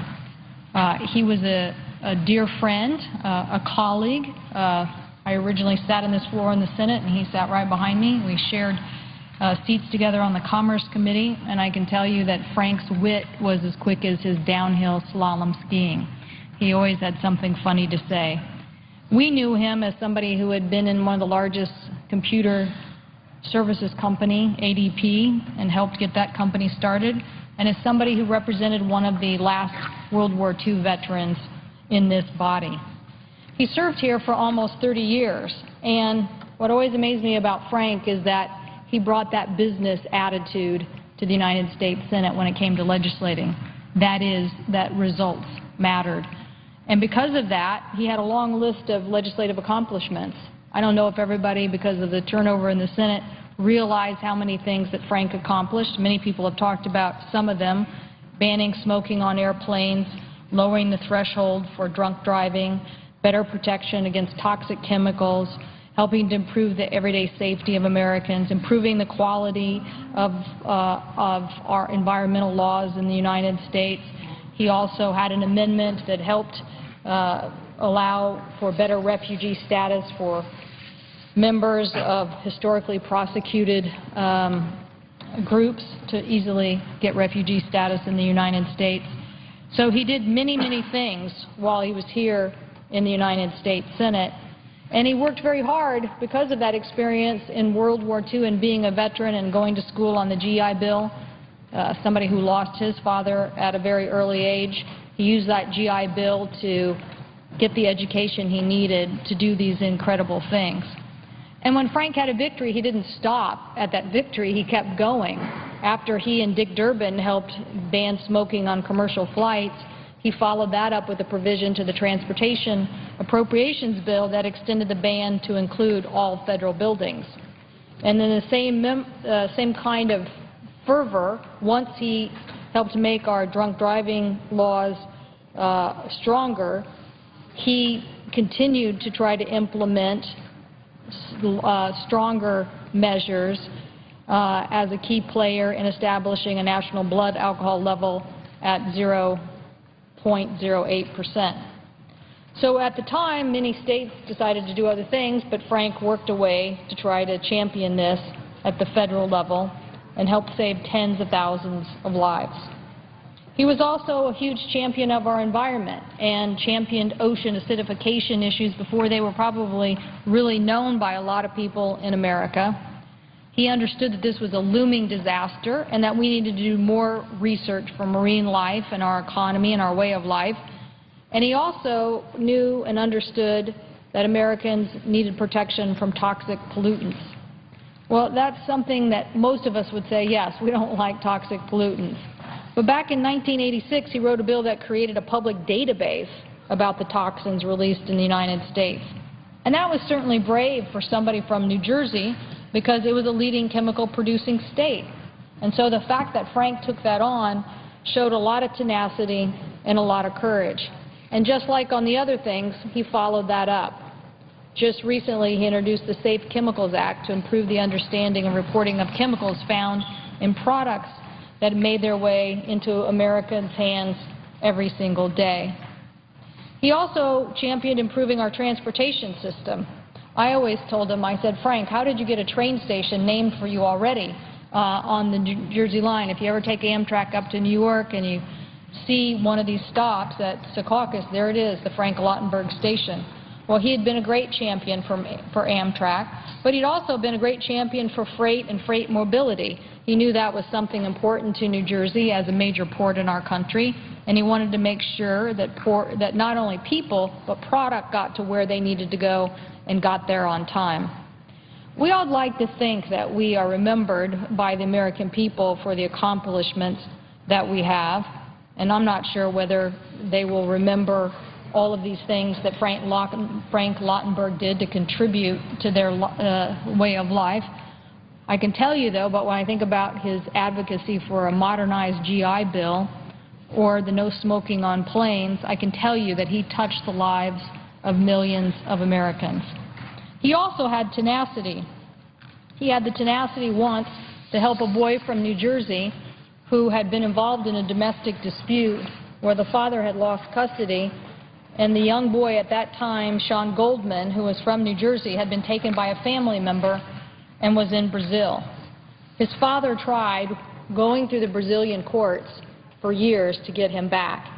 But it really wasn't until Frank Lautenberg joined the fight that he was able to be successful in the same tenacity by holding up a General Systems of Preferences bill here in the United States Senate. The tariffs which are removed was worth about $2.7 billion of Brazilian goods. And Frank knew, he knew that threatening to hold up that bill would get their attention. And he was right. He literally got them to move and to return this young boy, Sean Goldman, to his father. I know that that was something that Frank really cared about, the results. That father and son being reunited and getting the results for his constituency in New Jersey. We will miss Frank, We will miss all the times of his legislative actions, his standing here on the Senate floor, giving a speech, or, as he would say, giving heck to somebody, and oftentimes somebody on the other side, or somebody he thought was a big giant doing too many things that needed to be challenged. But he will be remembered as part of a great generation of Americans who were successful in so many ways, living the American dream, coming to the United States Senate and being a contributor, and just for his tenacity of standing up and fighting for people. We're going to miss you, Frank. Mr. President, I yield the floor.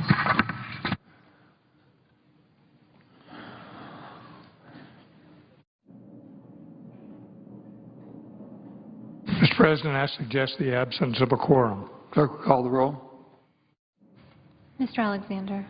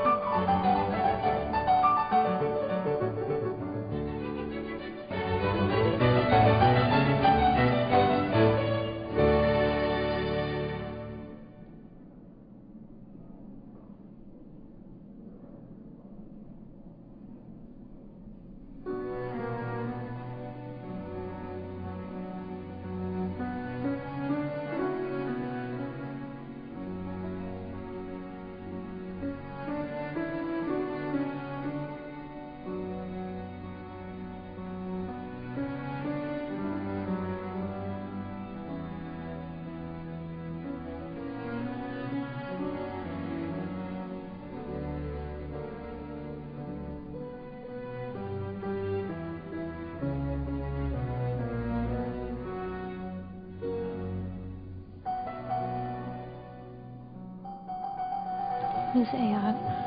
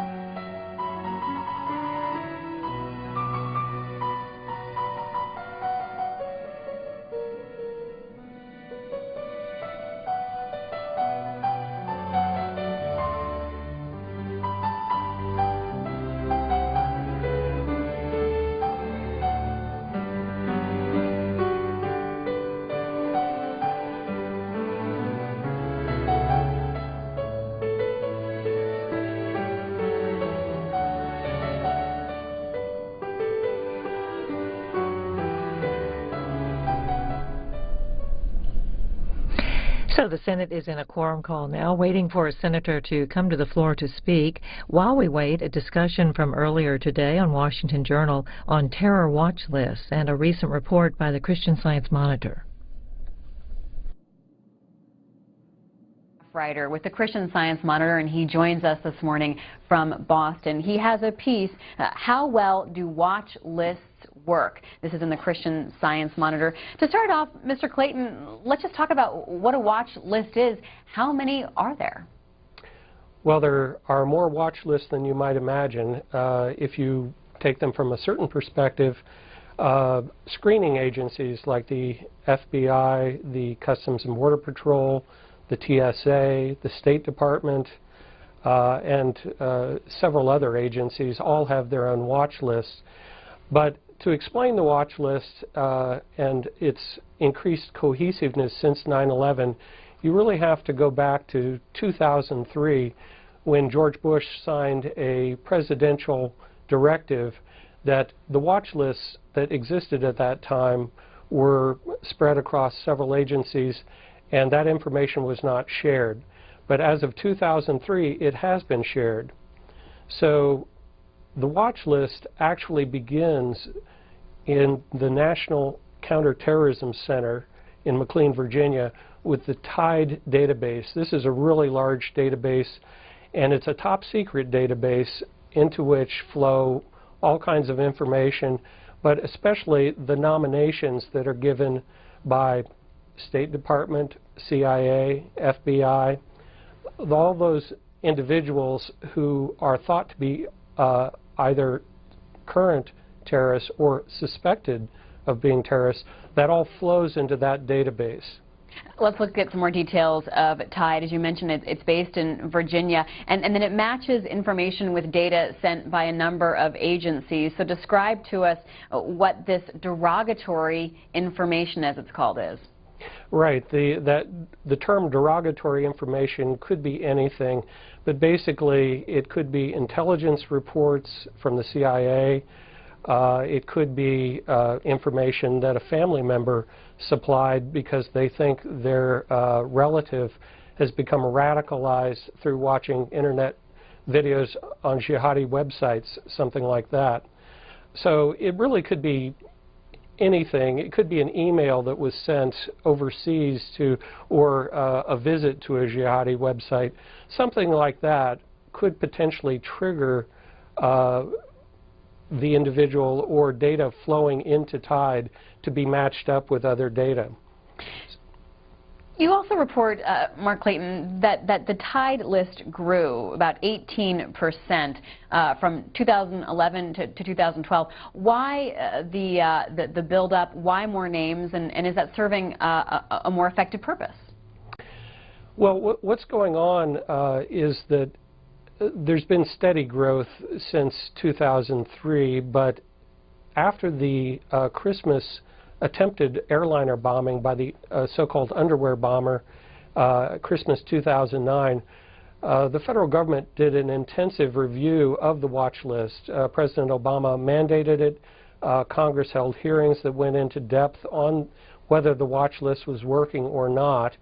And after that review, the criteria for being on the watch list was adjusted. How it was adjusted is secret, so we don't know exactly, but an increased number of names flowed into that. That said, the watch list always seems to be growing, and I'm using watch list kind of in the same breath as I'm saying the TIDE database, but we'll have to explain to folks that the TIDE database is not technically a watch list itself. It's the granddaddy repository for all this information that is then matched with names. And there's about 875,000 names in that database. Not all those names are individuals, they're aliases. Terrorists use aliases. So from that database feeds the master list, which is held by the FBI at the Terrorist Screening Center. And the nation's master terrorist watch list is called the Terrorist Screening List. Sorry, it's the Terrorist Screening Database, is the master watch list from which flows select lists to, for example, the TSA uses several lists, right? The no-fly list, another called the selectee list, and it also has a program called Secure Flight that uses those two lists to pre-screen people. So the master list that the FBI holds is sent daily and regularly to all of these different agencies, including the State Department, which monitors visa applications, for instance. So Mark Clayton, let's look at the pipeline. Christian Science Monitor created a graphic that shows us how the names come together and how they work. We can see that information is gathered on possible terrorists by agencies like CIA or Interpol, or here domestically by the FBI. And then it goes through a sort of an assessment process, and then it goes to become a watch list. Where do the numbers start to thin out, or how do we look at the difference between those who are possibly those to watch versus actually getting on a watch list? Well, it all, again, goes back to the TIDE database, because there are teams of analysts as well as computer algorithms that are working constantly to match up derogatory information with names and aliases. Also, a lot of what they do is just sorting out false information. For example, identifying information that's wrong, incorrect birth dates, incorrect name spellings. All of that sort of thing is sorted out. So you have the TIDE database with 875,000 names in it, and you have the master watch list that held by the FBI, the TSDB, has about 520,000 names in it. Again, not all those names are individuals. It's a lesser number of individuals. Mark Clayton, staff writer for Christian Science Monitor. We're talking about terrorist watch lists. Tell us about the Boston Marathon bombing suspects. We saw one of the brothers, Tamerlan Tsarnaev, was on a master watch list, essentially, of likely terrorists. Tell us about his case and what happened to his name and identity. Well, it's still, I'll just preface by saying there has not been the ultimate definitive release on exactly what happened there, but we do know that Tamerlan Tsarnaev, the older brother who was early on was flagged by the Russian intelligence service. Now, I should have said that the TIDE database receives intelligence from overseas, from Interpol, from foreign intelligence services, and the Russians in, let's see, it was around March 2011, sent the FBI a note indicating that they thought Tamerlan Tsarnaev had become radicalized. How they knew it, we don't know, but they notified the FBI. And I'll just run through the overview of what happened. Was the FBI checked into it, did not find corroborating information, and as a result, his name was, it's my understanding, it didn't get on at that point. However, later the FBI did add the name, but it went through a cycle, because after the FBI did its investigation, the CIA received the same information from the Russians, and at that point, Tamerlan's name did go onto the TIDE database. And we have reported by various news outlets that Tamerlan's name appeared at least twice on 2 different watch lists, and I'm talking about watch lists that watch entry points for coming and going, because he was detected leaving for Russia in January 2012, but he wasn't detected returning. And so Janet Napolitano, in hearings in Congress earlier last month, did speak to that point. It's not entirely clear to me, anyway, exactly when or why his name went on and off the list. But he was on the list, according to reports, at least twice.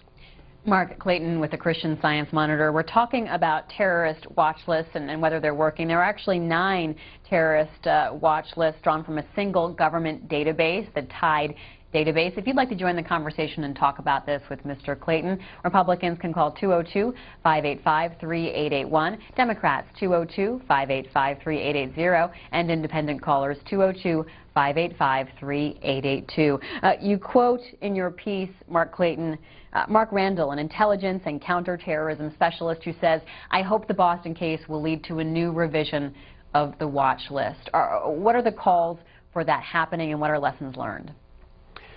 Well, the watch list is a work in progress, and that was shown, again, going back to the so-called underwear bomber in December 25th, 2009.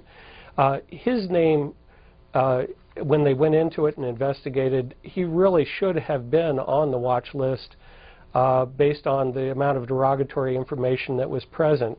But not all those dots were connected, and so that's a constant challenge for the National Counterterrorism Center to connect the dots and to have those people that should be on it on it.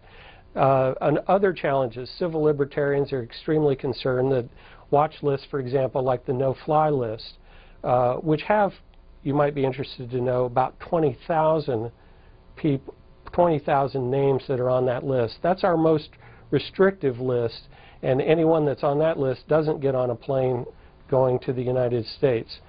So anyway, so civil libertarians, just in April of this year, the Constitution Project, which is both liberal and conservative members in that interesting civil rights project, civil liberties project, filed an amicus brief with the district court in Oregon in a case in which they alleged that there were numerous errors in the no-fly list and that led to deprivation of people's rights to get on the plane. So anyway, there are definitely still concerns by civil libertarians that privacy issues are a problem, that mistakes in the database are a problem, that names that shouldn't be on there are removed.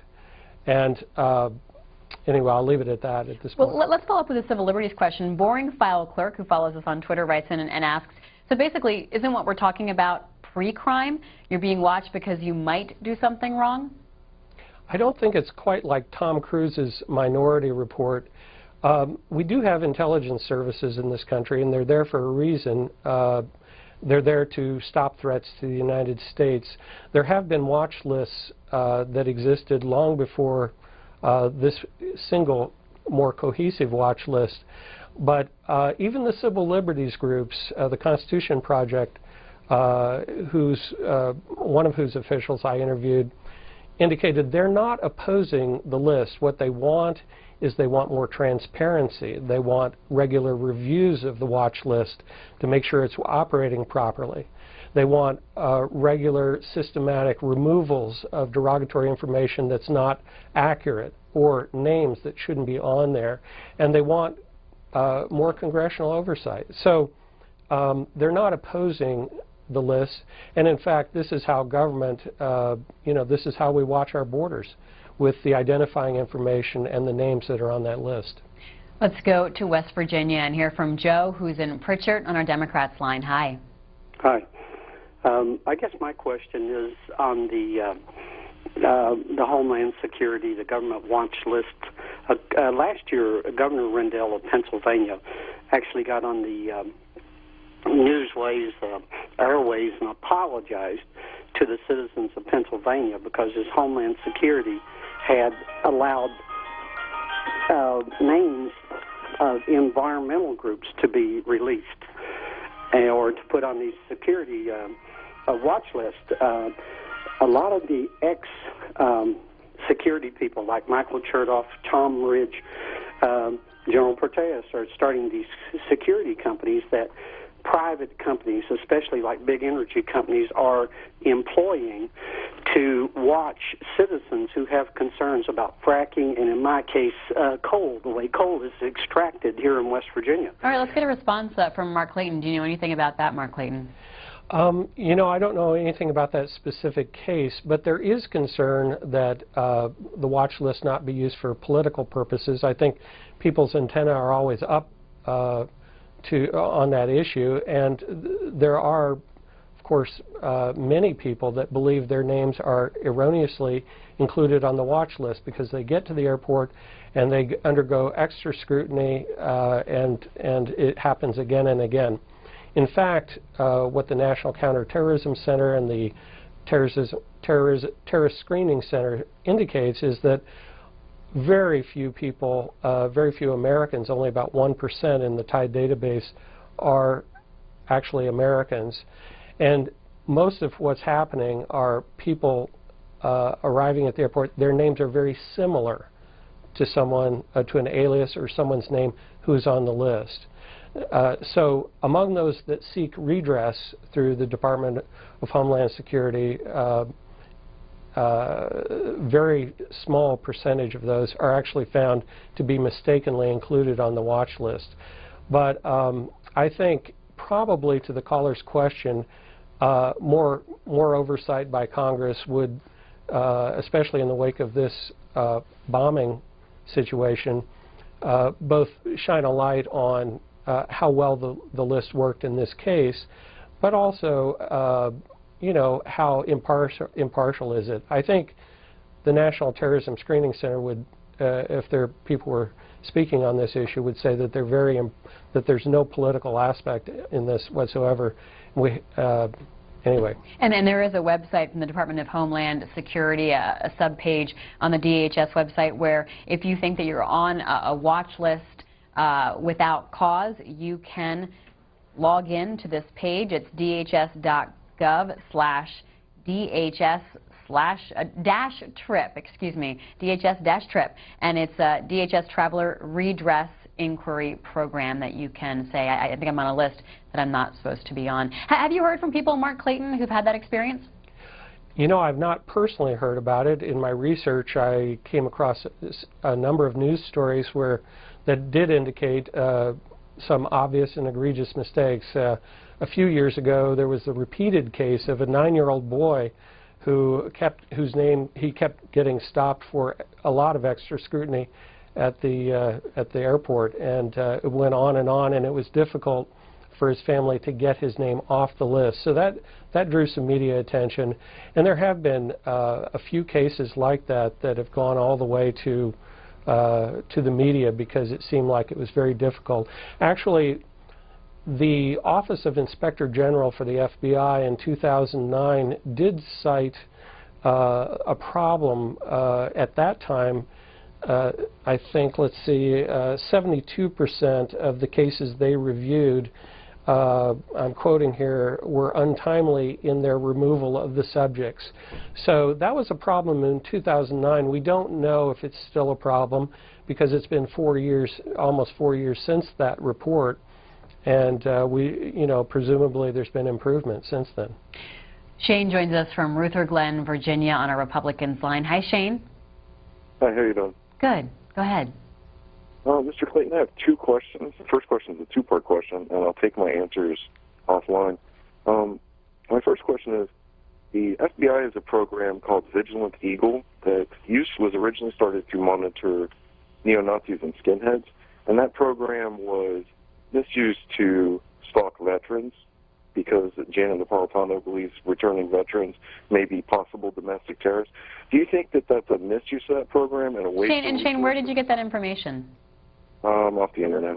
Off the internet, okay.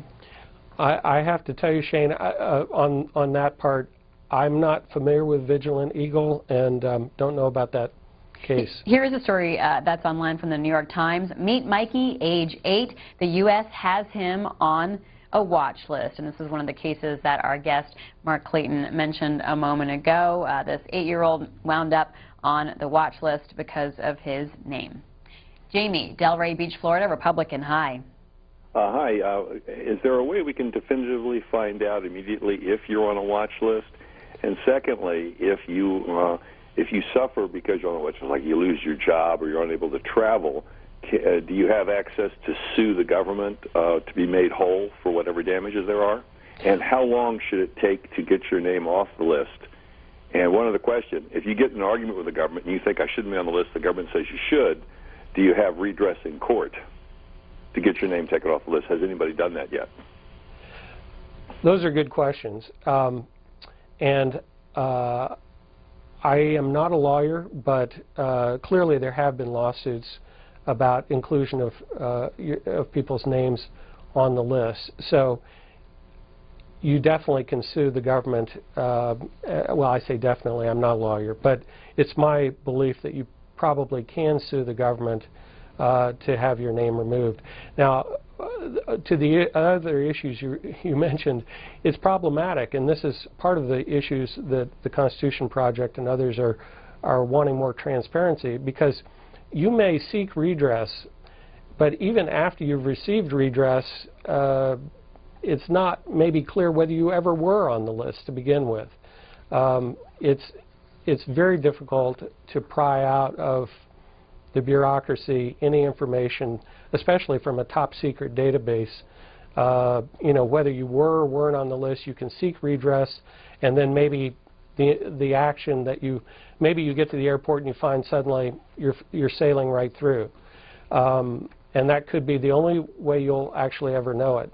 But I haven't actually spoken with individuals who have filed suit. I just know of them, that there have been some.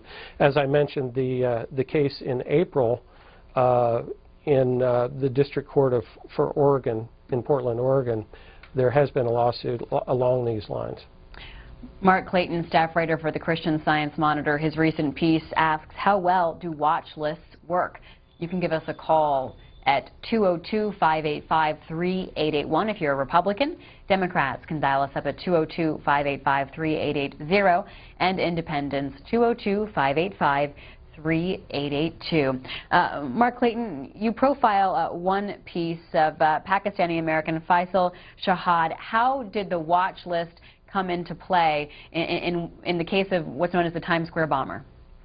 Well, this does actually go to the issue of whether these lists work or not. And when you ask the experts, the officials that operate these lists, what they say is they're invaluable. That one thing they cite, and of course it's vague, but they say hundreds and hundreds of people have been kept. Without objection.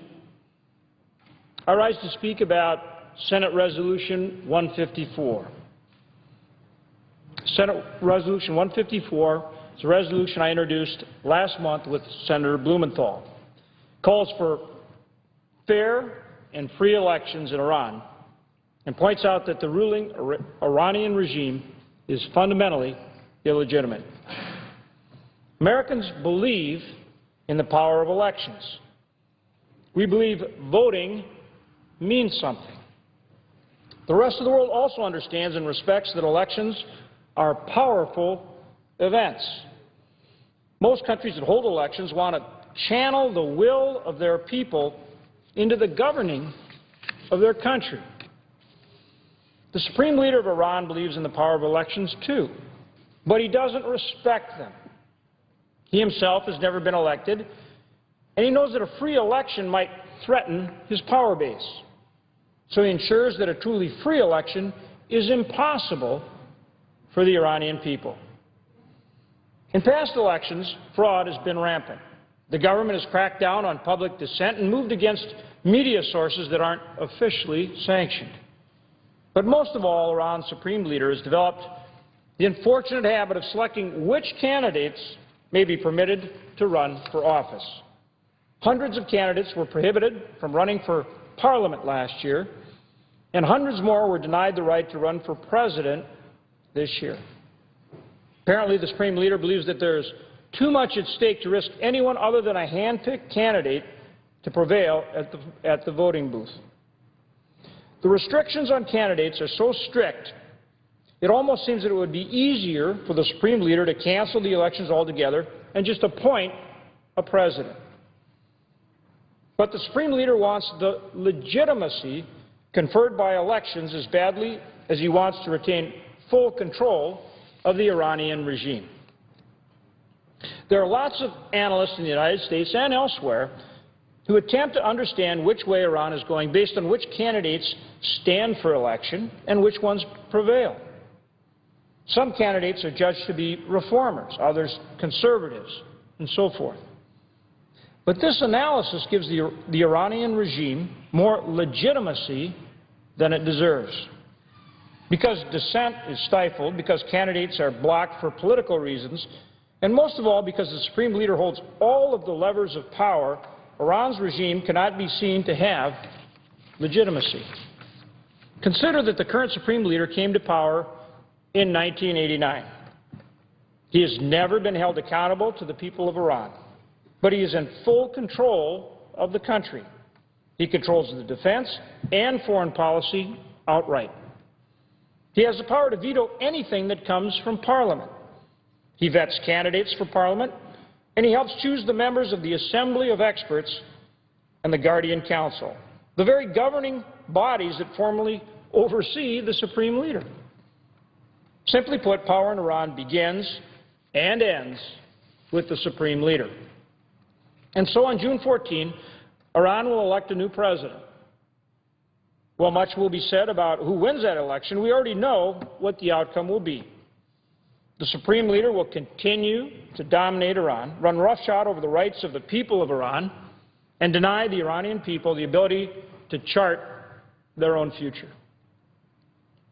For this reason, I urge my colleagues to join Senator Blumenthal and myself in supporting Senate Resolution 154. Our resolution points out first that Iran has a terrible track record of fraudulent and illegitimate elections. Two, that Iran crushes the right to free speech and to a free press. And three, that true power in Iran remains firmly in the grip of the supreme leader. Our resolution calls on Iran to correct these injustices. It makes clear that the United States will not view Iran's regime as a legitimate expression of the will of its people unless and until its elections are free and truly fair, until those at the highest level of power are made accountable. Holding autocracy responsible is important not only to the Iranian people, but to the people of the world at large. We face an enormous challenge in trying to get Iran to abandon its nuclear program, and we would be dangerously mistaken if we believe that the winner of the June 14 election will somehow represent the Iranian people. We must remember and remind the world that if Iran continues to work toward a nuclear weapon, it will be because that is the course plotted and pursued by the supreme leader. The June 14 elections, unfortunately, will not change that reality. So I hope that my colleagues will join us in standing with the Iranian people and against an unelected and illegitimate regime bent on a dangerous course of action. I hope we can pass this resolution to demonstrate that we are not fooled by elections that give voters false choices and install leaders determined to threaten the security of other nations. Only true and fair elections that hold Iran's leaders accountable to the Iranian people will produce a government that deserves to be seen by the world as legitimate. I call on my Senate colleagues to send that message loud and clear to Tehran. And I now would like to yield the floor to my esteemed colleague from the state of Connecticut who has joined me in this resolution, Senator Blumenthal. I'd like to thank him for his support of this resolution and for his willingness to not only to speak up, but to stand up for the people of Iran. Madam President. Senator from Connecticut. Thank you. I want to thank my colleague, Senator Hoeven, for his leadership on this issue, for his dedication to this cause, his perseverance and persistence in support of democracy. This resolution, in fact, is all about democracy in a land that has been deprived of it for far too long. And lest Americans think that this cause of democracy is far removed and inconsequential to their lives, Americans know that elections have consequences. In this instance, the consequences have ramifications across the world because it is the authoritarian, undemocratic regime of Iran that is pursuing nuclear weapons without regard to the well-being of its people. If it does not answer to its people, if it is undemocratic and authoritarian, it can continue to pursue this nonsensical, thoughtless, lawless course of seeking to arm itself with nuclear weaponry. And that is bad not only for the Iranian people, but for the American people and for the people of the world. So I rise today in support of the Hoeven-Blumenthal resolution calling for free and fair elections in Iran and condemning the government of the Islamic Republic of Iran for its ongoing violations of human rights. On June 14th, Iran will hold what looks like to be yet another round of elections that are not fair, not free, and certainly not democratic, a sham, a charade that demeans even the pretense of democracy. On June 14th, Iranians will elect a new president, but they will do so in an environment filled with systematic fraud and manipulation. They will be faced with a ballot hand-selected by the supreme leader because he and his aides have prohibited literally hundreds of candidates from running, and they've accepted only eight candidates for this election. And they're doing so in a country with severe restrictions on freedom of expression and assembly and without media freedom. We ought to note, and as my colleague Senator Hoeven says so well, remind the world that the real power in Iran continues to rest with the supreme leader who controls foreign policy and defense and can veto any decision made by the president or the parliament. The supreme leader has been in power since 1989. He has never been subject to an election or popular referendum of any kind. And that's why Senator Hoeven and I are again offering this resolution supporting political reform and freedom in Iran and strongly siding with the American people, with the Iranian people, on behalf of the American people in their struggles for democracy. I want to thank him and really so many of my colleagues who have worked with us before when we sponsored a similar resolution last year condemning the 2012 elections, which were neither free nor fair. And so we rise again to speak this truth to power.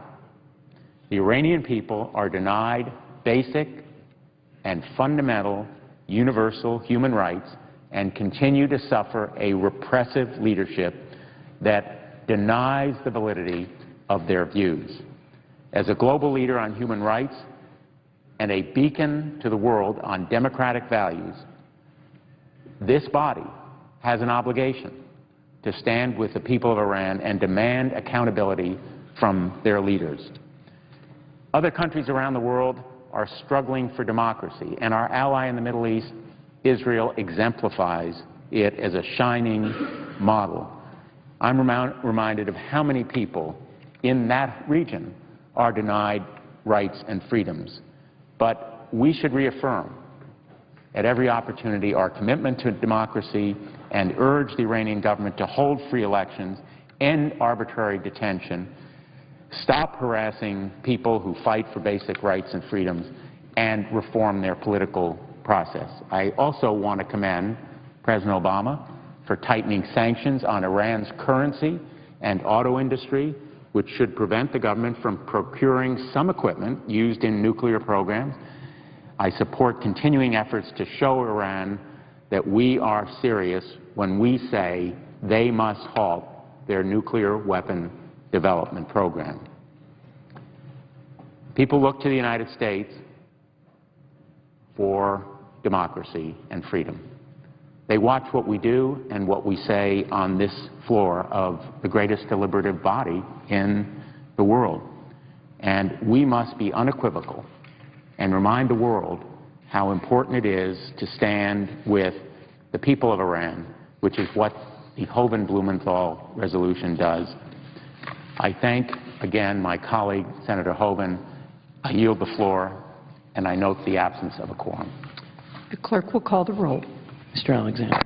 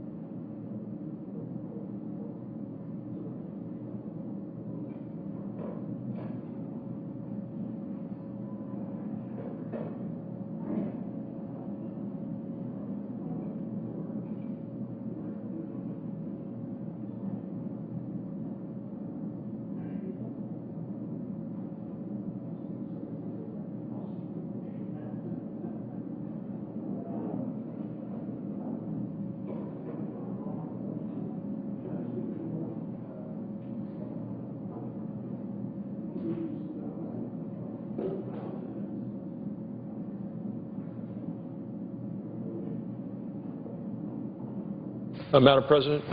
Senator from Wyoming. Thank you, Madam President. Madam President, I ask that the quorum call be vitiated. Without objection.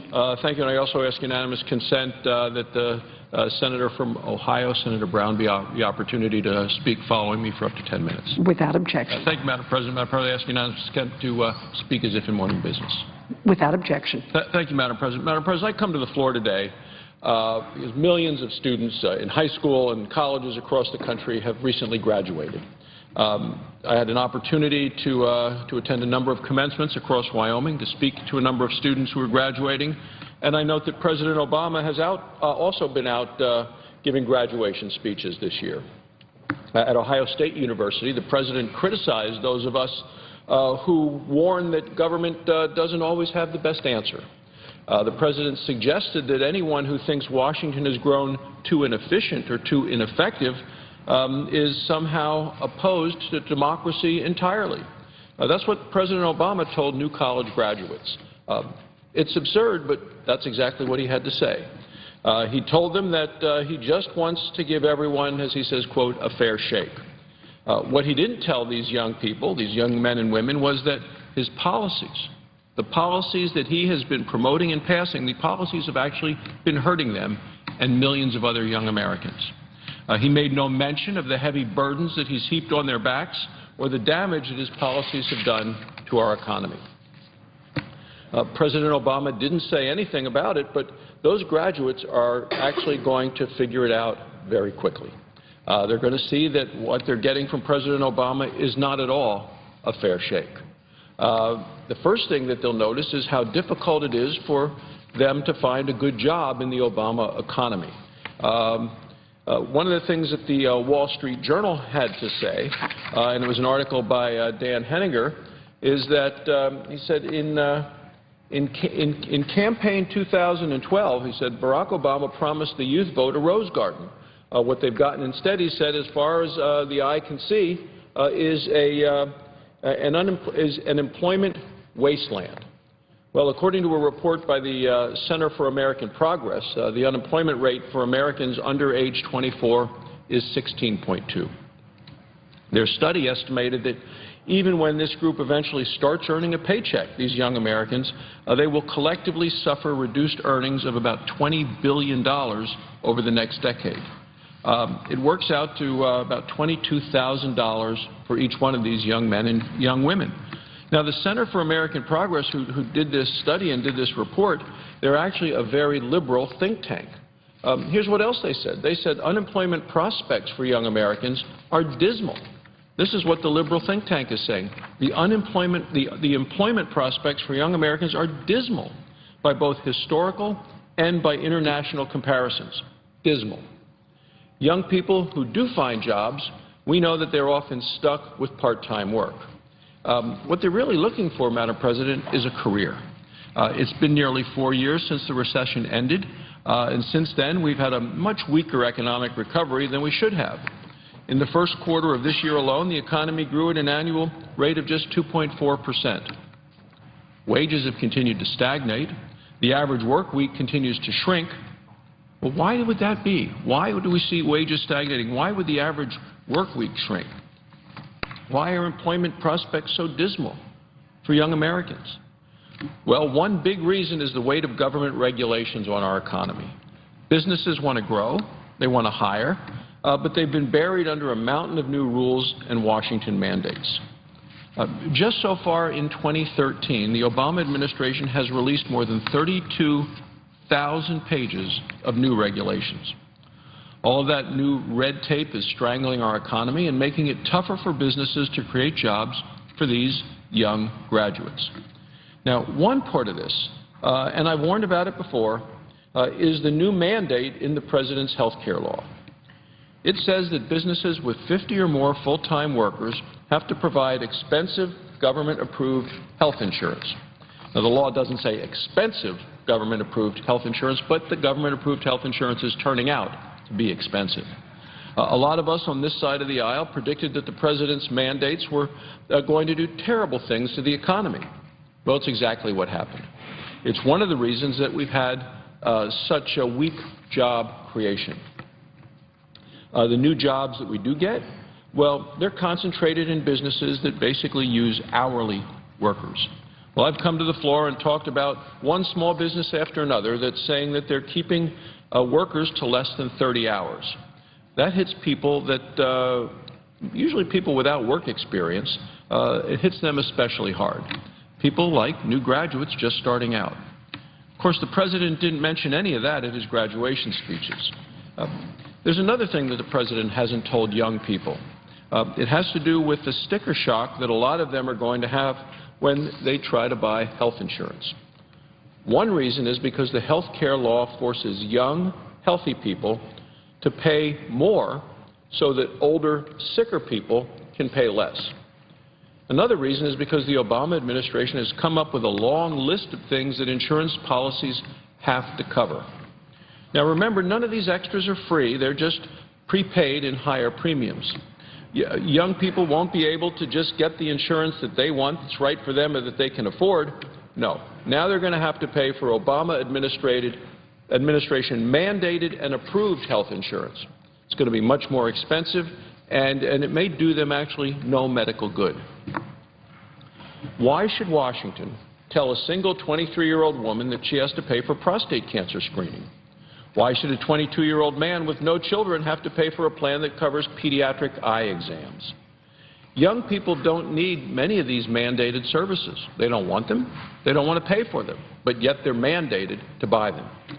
Again, President Obama is making young people pay more for health insurance so that someone else might pay less. So how much more are they going to have to pay? Well, according to one survey of insurance companies, younger and healthier people can expect average premium increases of 169% next year. Now, some people are going to get government subsidies to help cover part of this extra cost, but not everyone. Even with the subsidies, a lot of young people are still going to pay much more than they would have without the President's health care law. You haven't heard the President talk much about that during these graduation speeches. Young people and future generations have already been saddled with $6 trillion in new debt since President Obama took office. Washington's debt is now more than $53,000 for every man, woman, and child in the United States. These are people that are going to end up spending the rest of their lives paying higher taxes to cover that debt and the interest on the debt. President Obama's latest budget called for young people to pay even more by increasing the debt another $7 trillion over the next decade. That's something else that he didn't happen to tell young people about in his graduation speeches. Now, that doesn't mean that Washington Democrats are keeping quiet. According to an article by Bloomberg, they're trying hard to sell the President's health care law. Here's how they put it in the article by Bloomberg. Quote, "The White House has told all cabinet members and senior officials to use commencement speeches to drive home for graduating college students and their parents the benefits they gain from a provision of the law that allows young adults to stay on their family's insurance plans until they turn 26. Other Democrats are trying to say the same thing. Nancy Pelosi, she sent out a 78-page booklet telling Democrats in the House how to spin this unpopular health care law. I have a copy of it here. I mean, it's astonishing. It's called Roll Call wrote about it the other day, the article entitled, "Democrats Unleash a Binder Full of Obamacare Messaging." One of the suggestions was to find one or two young adults in your district who are now on their parents' plan because of the new law. That's what Nancy Pelosi is recommending to the Democrats. That's the sales pitch. President wants young people to believe that they're getting free insurance. He doesn't want them to see all the ways the health care law is going to hurt them. That's what the President's telling young people. That's his message. That's what he wants other Washington Democrats to tell everyone, too. Health and Human Service Secretary Kathleen Sebelius is leading the cheers. She says that she plans to travel around the country to, quote, spread the word about enrollment. The enrollment she's talking about is trying to get people to sign up for the health care law's insurance exchanges. Now, she especially needs young, healthy people to sign up for the exchanges like these new graduates. In the Wall Street Journal, Ezekiel Emanuel spelled out why in an op-ed. He was one of the President's top advisors creating the health care law. He's also the brother of former White House Chief of Staff Rahm Emanuel.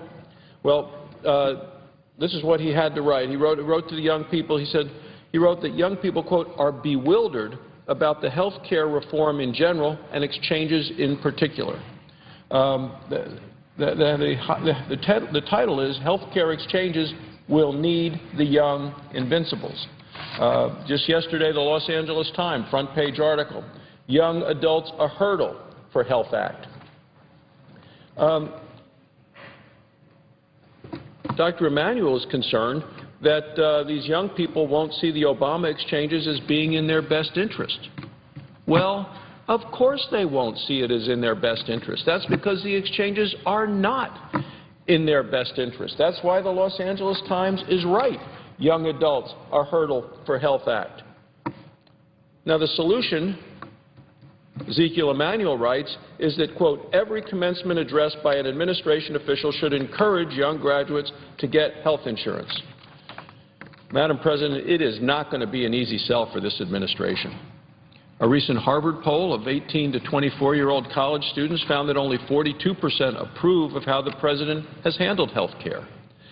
Young people are skeptical about the health care law.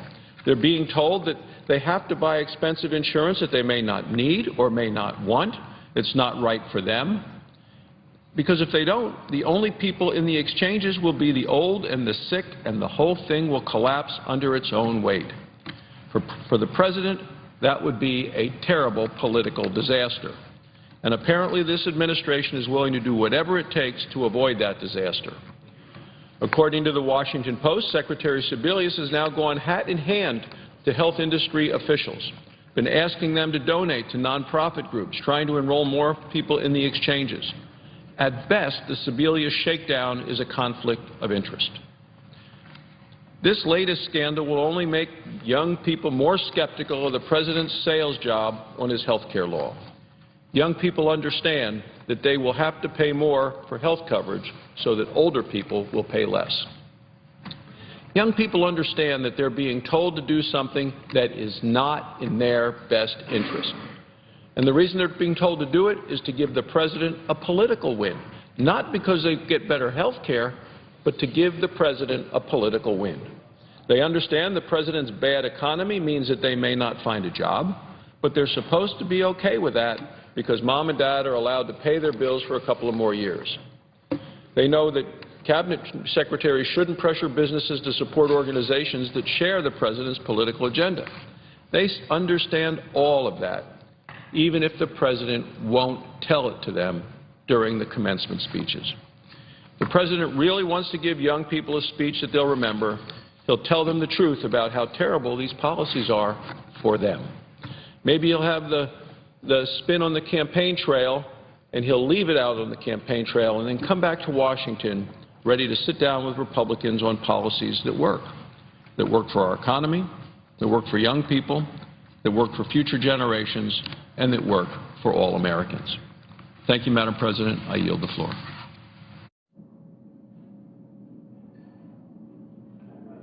Senator from Ohio. Thank you, and I thank the senator from Wyoming for his unanimous consent request, and I would ask unanimous consent that after I conclude my remarks that the senator from Rhode Island, Senator Whitehouse, be recognized for up to 15 minutes. Without objection. Thank you, Madam President. Today, new U.S.-China trade deficit figures from April show a 34% increase since March. Last month, our trade deficit with the world's second-largest economy was more than $24 billion. I remember about a dozen years ago, Madam President, when the Senate and the House approved PNTR, Permanent Normal Trade Relations with China. Around that time, the trade deficit, the bilateral yearly trade deficit with China was barely $10 billion. Today, just for last month, it was $24 billion. It's persistently and consistently been over $200 billion a year in recent history.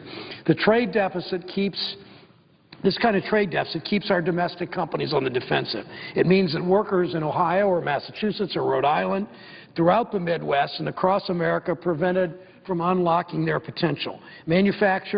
Our manufacturers are still the most productive in the world. Our workers are the most skilled and the most productive in the world. Their productivity continues to go up and up and up, in part because of globalization. However, their wages have been stagnant. That's part of the price that our country has paid for globalization.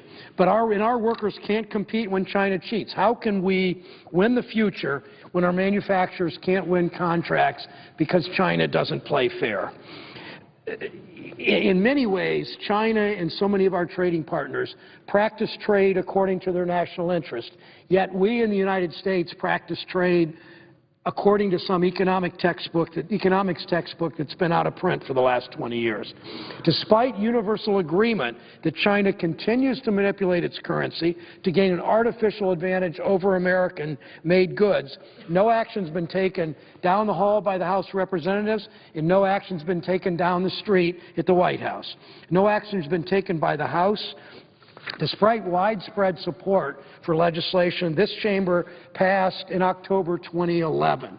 That legislation, worked on by many of my colleagues, would establish new criteria for the Treasury Department to identify countries which misalign their currency. The bill would trigger tough consequences for those countries which engage in such unfair trade practices. It would allow for industries harmed by currency manipulation to seek relief, the way they do for other export subsidies, which several industries in my state have sought, such as steel pipe producers in Lorraine, where I visited last week, and Youngstown. We can solve this problem. And some of the reason, the major reason, there have been new investments in the Lorraine's U.S. Steel plant, at B&M Star in Youngstown, at Wheatland Steel Tube, also in the Mahoning Valley. The reason there have been those major investments in that stabilization in jobs and growth in jobs is because we've enforced trade laws. And we can solve this problem further with currency reform. That's why Senator Sessions, a Republican from Alabama, and I will join our colleagues, including Senator Schumer and Collins and Stabenow and Burr, tomorrow to reintroduce this bill. Why? Because more nations are engaged in this practice, and it's clear we don't have the tools to address it. It's no longer just China that's manipulating its currency. It's a number of other countries, especially in East Asia, who are engaging in this practice, and as I said, we don't have the tools to address it. 2009, as nations were seeking to restore stability to financial markets and respond to the global financial crisis, G20 leaders met in Pittsburgh to set a framework that would promote better, more evenly balanced better trade balances, more evenly balanced trade. Among the steps to be taken would be a more market-oriented exchange rate, something China obviously isn't familiar with, and a move away from the practice of adopting artificial manipulated exchange rates not based on market forces. While this appeared to be a step in the right direction, there's been too little to show for the good intentions stated back in 2009. Here's what we know, that workers and manufacturers still face an unfair advantage from currency manipulation. By keeping the value of the RMB, the Chinese currency, artificially low, China drives foreign corporations to shift production there because it makes exports to China more expensive and it makes Chinese exports back into the United States cheaper. It's only, Madam President, then in recent history that a business plan from business after business after business, as we've seen in the United States, that a business plan is to shut down production in Lima, Ohio, move that production to Beijing, and then sell back to the United States of America. Never really in history has that been a widely adopted business plan in a country. Shut down production in Springfield, Mass. or Springfield, Ohio, move that production to Xi'an or Wuhan, China, get tax breaks for doing it, and then sell those products back into the United States. Part of the reason for that is currency manipulation. This continued undervaluation has caused serious harm for this economy. It's cost American jobs. President Bush the first said that in the 1980s that $1 billion in trade surplus or trade deficit could translate into some 12,000 jobs, meaning if you have a trade deficit with a country, it's cost your country, our country, 12,000 jobs. Multiply that out by a $500, $600, $700 billion trade deficit. See what you get. A December 12 report by the Peterson Institute for International Economics found that currency manipulation by foreign governments would cost the U.S. from 1 to 5 million jobs and increase the U.S. trade deficit by $200 to $500 billion per year. Think of that. By addressing currency manipulation, we could create up to 5 million jobs. We could reduce our trade deficit by tens of billions of dollars. In doing so, wouldn't cost taxpayers a cent. But let's look just for a moment, the last couple of minutes, look beyond the numbers. Workers in my home state and work hard and play by the rules at Titan Tire in Bryan, Ohio, in the northwest corner of the state, at American Aluminum Extrusions in Stark County and near Canton, at Wheatland Tube in Trumbull County, people who make coated paper and lightweight thermal paper in southern Ohio, the Ohioans who forge steel into products we use. These women and men deserve a chance to earn a living without companies in other countries dumping goods illegally or legally, if we don't do anything about currency, on our markets. We can't afford to sit idly by while our trade deficit grows and our domestic manufacturing base erodes. By addressing currency manipulation, by addressing and fixing other unfair trade practices, we create American jobs, we position ourselves to meet the challenges and opportunities of globalization. Madam President, I look forward to continued debate and action on finally penalizing countries that cheat on trade. I yield the floor. Senator from Rhode Island. I would like to yield 5 minutes to my friend Senator Blunt and then reclaim the floor. Without objection, Senator from Missouri. Madam President, I'd like to speak as if I was in morning business. I appreciate my good friend Senator Whitehouse for yielding the time to me. I just want to talk for a few minutes about Senator Lautenberg and what he brought to this body and what he brought to public service. You know, I represent Missouri in the Senate, and in the House I represented Southwest Missouri, and many times in the last 2.5 years Senator Lautenberg wanted to talk about him going to basic training at Camp Crowder near Neosho, Missouri, as a young man barely on the edge of his 20s, and I'm not sure which edge of his 20s it would have been, but he was serving in World War II, first as a teenager and then as a man barely in his 20s, and what it was like to be surrounded by small communities, all of which were smaller than the enlisted men training at the camp. What it was like when they had some free time and could go to any of these communities where they probably outnumbered the community, and he always remembered that part of his training with some pleasure, and the story was always different than the story before, but I'm sure all the stories happened. But what he was really talking about to me every time was that commitment to service that particularly our World War II veterans brought to this body. And we all know after the reflections of the last 2 days that he was the last of the World War II veterans to serve here and likely to be the last of the World War II veterans to ever serve here. And the spirit of service that they all brought was reflected in Senator Lautenberg in lots of ways. Now, you know, all you'd have to do is look at our voting record to know that there were lots of areas at the end of the day we didn't agree on, but somehow we managed to do that and still appreciate the commitment to public service that he reflected, and I think he appreciated that in me. One of the chances I missed here was the opportunity to serve with him on the Surface Subcommittee in Commerce. He was going to be the chairman of that committee for this Congress. I was going to be the leading Republican. And looking forward to that, because this was one area where I thought we were going to find and would have found a lot of common ground. Senator Lautenberg's understanding of transportation, his understanding beyond most of us of the importance of passenger rail and rail generally and how you need to integrate this system so that it works the best and the most efficiently, was clearly one of the areas where he had spent a lot of time over the years. And, you know, remember, Senator Lautenberg was here as a senator, and then he decided to retire and then call back into public service at a time when most people would have made that decision and moved on. He came back. and served here, as it turned out, for the rest of his life of service. And Madam President, I just want to say that it was an honor for us to get to serve with him. It was an honor for me to get to serve with him. It's a disappointment to me that I didn't get to learn more about this issue that he and I were about to join hands on together.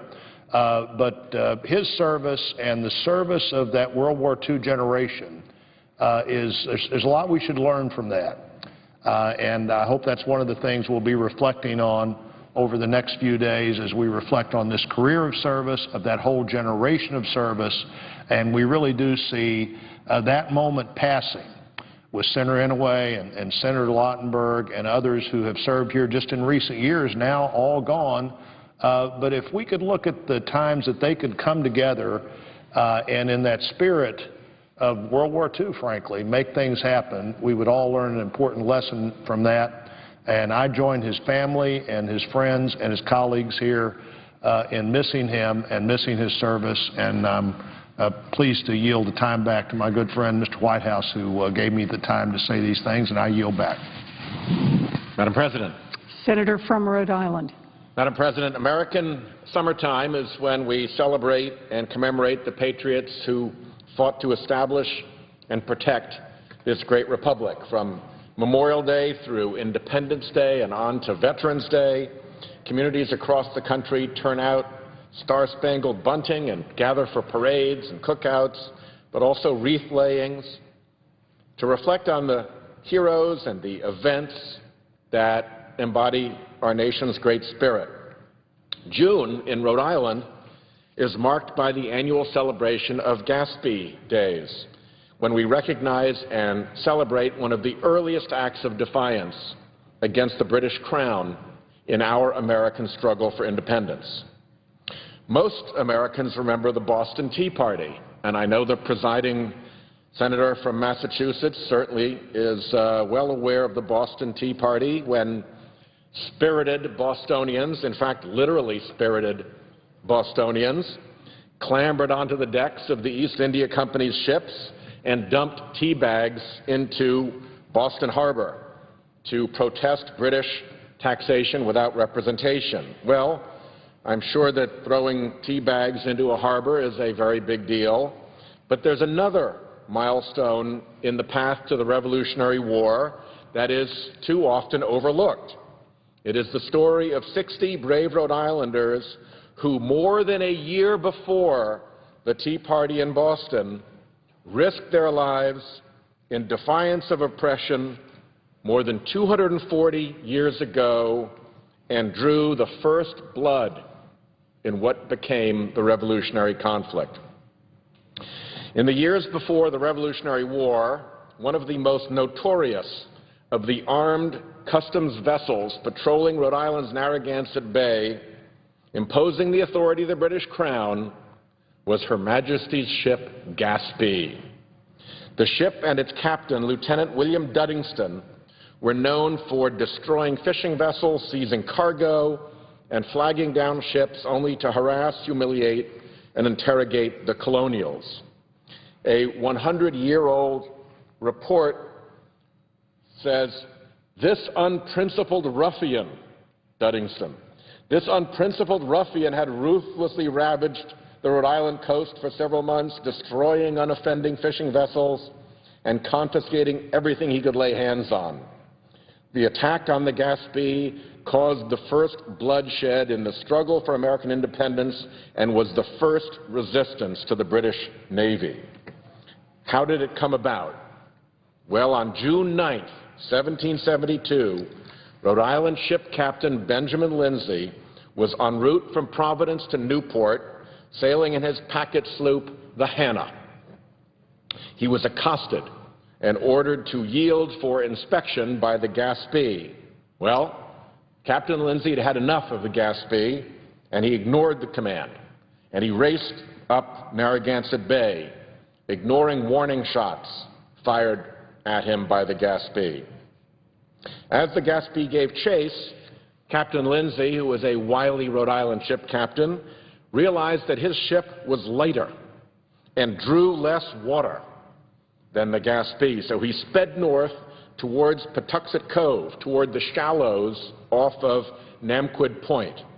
The Hannah shot over these shallows, but the heavier Gaspee grounded and stuck firm. The British ship and her crew were caught, stranded in a falling tide, and would need many hours before a rising tide would free the hulking Gaspee. Captain Lindsay continued on his way to Providence and rallied a group of Rhode Island patriots at Sabin's Tavern. Together, the group resolved to put an end to the Gaspee's menace to Rhode Island waters. They may have shared one thing with their Boston compatriots. They may have been spirited themselves. In any event, that night the men embarked down Narragansett Bay in 8 longboats with muffled oars. They encircled the stranded Gaspee and called on Lieutenant Duddingston to surrender his ship. Duddingston refused and ordered his men to fire upon anyone who tried to board. Well, the Rhode Islanders forced their way onto the Gaspee's deck, and in the struggle, Lieutenant Duddingston was wounded, shot with a musket ball. Right there, in the waters off Warwick, Rhode Island, that very first blood in the conflict that was to become the American Revolution thus was drawn. The brave patriots took the captive Englishman ashore and returned to the Gaspee to rid Narragansett Bay of her noxious presence once and for all. Near daylight on June 10th, they set her afire. The blaze spread to the ship's powder magazine, and the resulting blast echoed across Narragansett Bay as airborne fragments of this former ship splashed down into the water. The incident prompted a special commission instructed by King George III to deliver any persons indicted in the burning of the Gaspee to the Royal Navy for transport to England, trial, and execution. Samuel Adams, in a letter published in the Newport Mercury on December 21, 1772, and reprinted in the Providence Gazette on December 26, called it a court of inquisition more horrid than that of Spain or Portugal. The persons who are the commissioners of this newfangled court, he wrote, are vested with the most exorbitant and unconstitutional power. A few days later, he wrote that an attack upon the liberties of one colony is an attack upon the liberties of all, and therefore, in this instance, all should be ready to yield assistance to Rhode Island.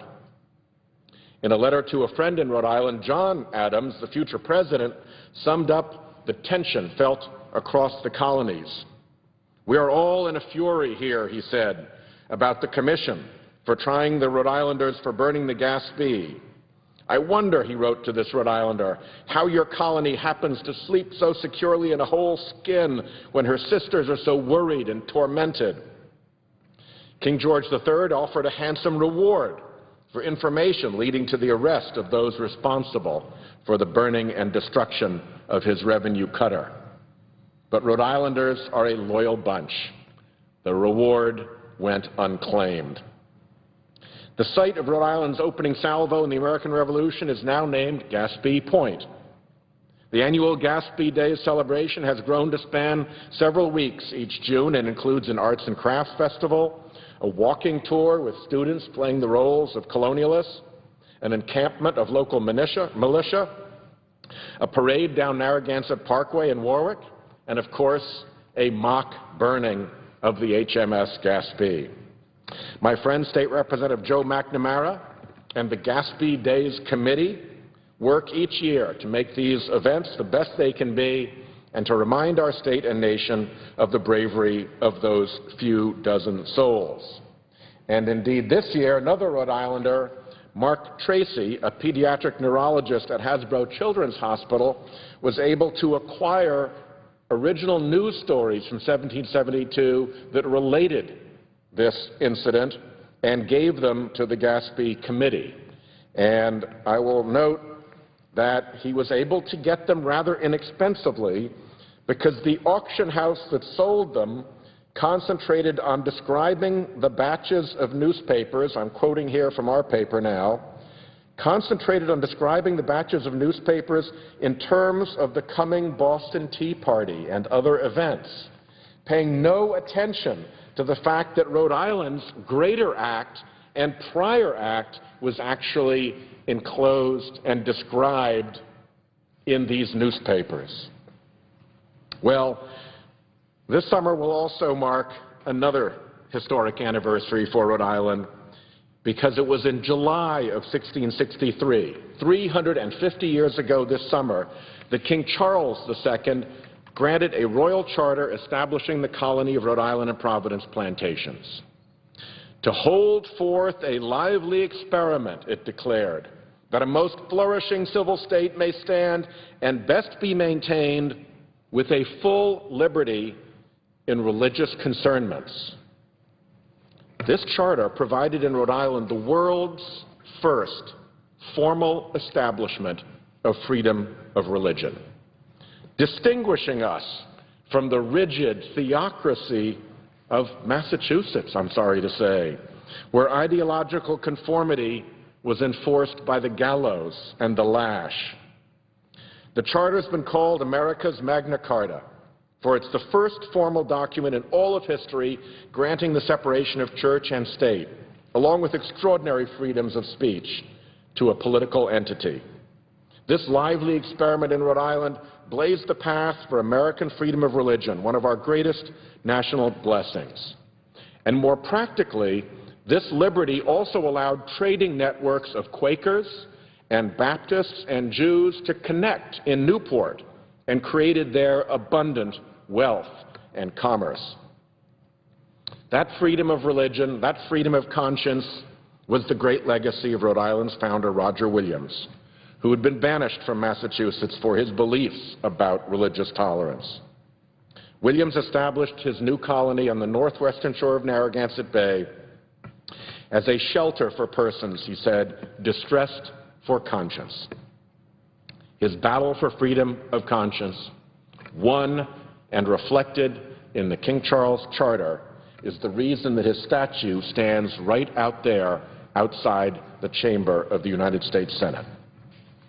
I know that these events and the patriots whose efforts allowed for their success are not forgotten in my home state.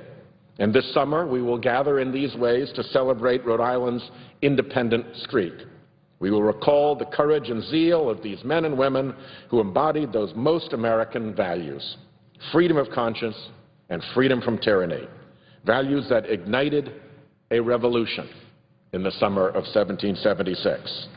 I thank the chair, and I yield the floor. And I'll note the absence of a quorum. The clerk will call the roll. Mr. Alexander.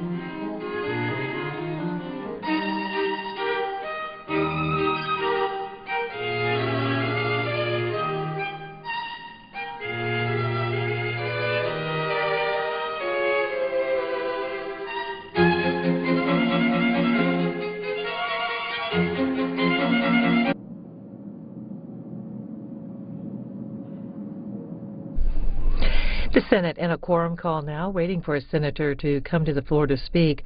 Lawmakers continue to work on amendments to the Farm Bill.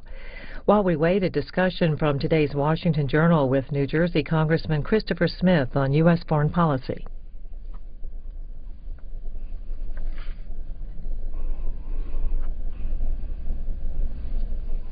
Congressman Christopher Smith is our guest, Republican of New Jersey. He serves in the Foreign Affairs Committee and is chairman of the Subcommittee on Global Human Rights. Thank you for being here this morning. Libby, thank you very much for having me. President Obama meets with the president of China, Xi Jinping, later on this week.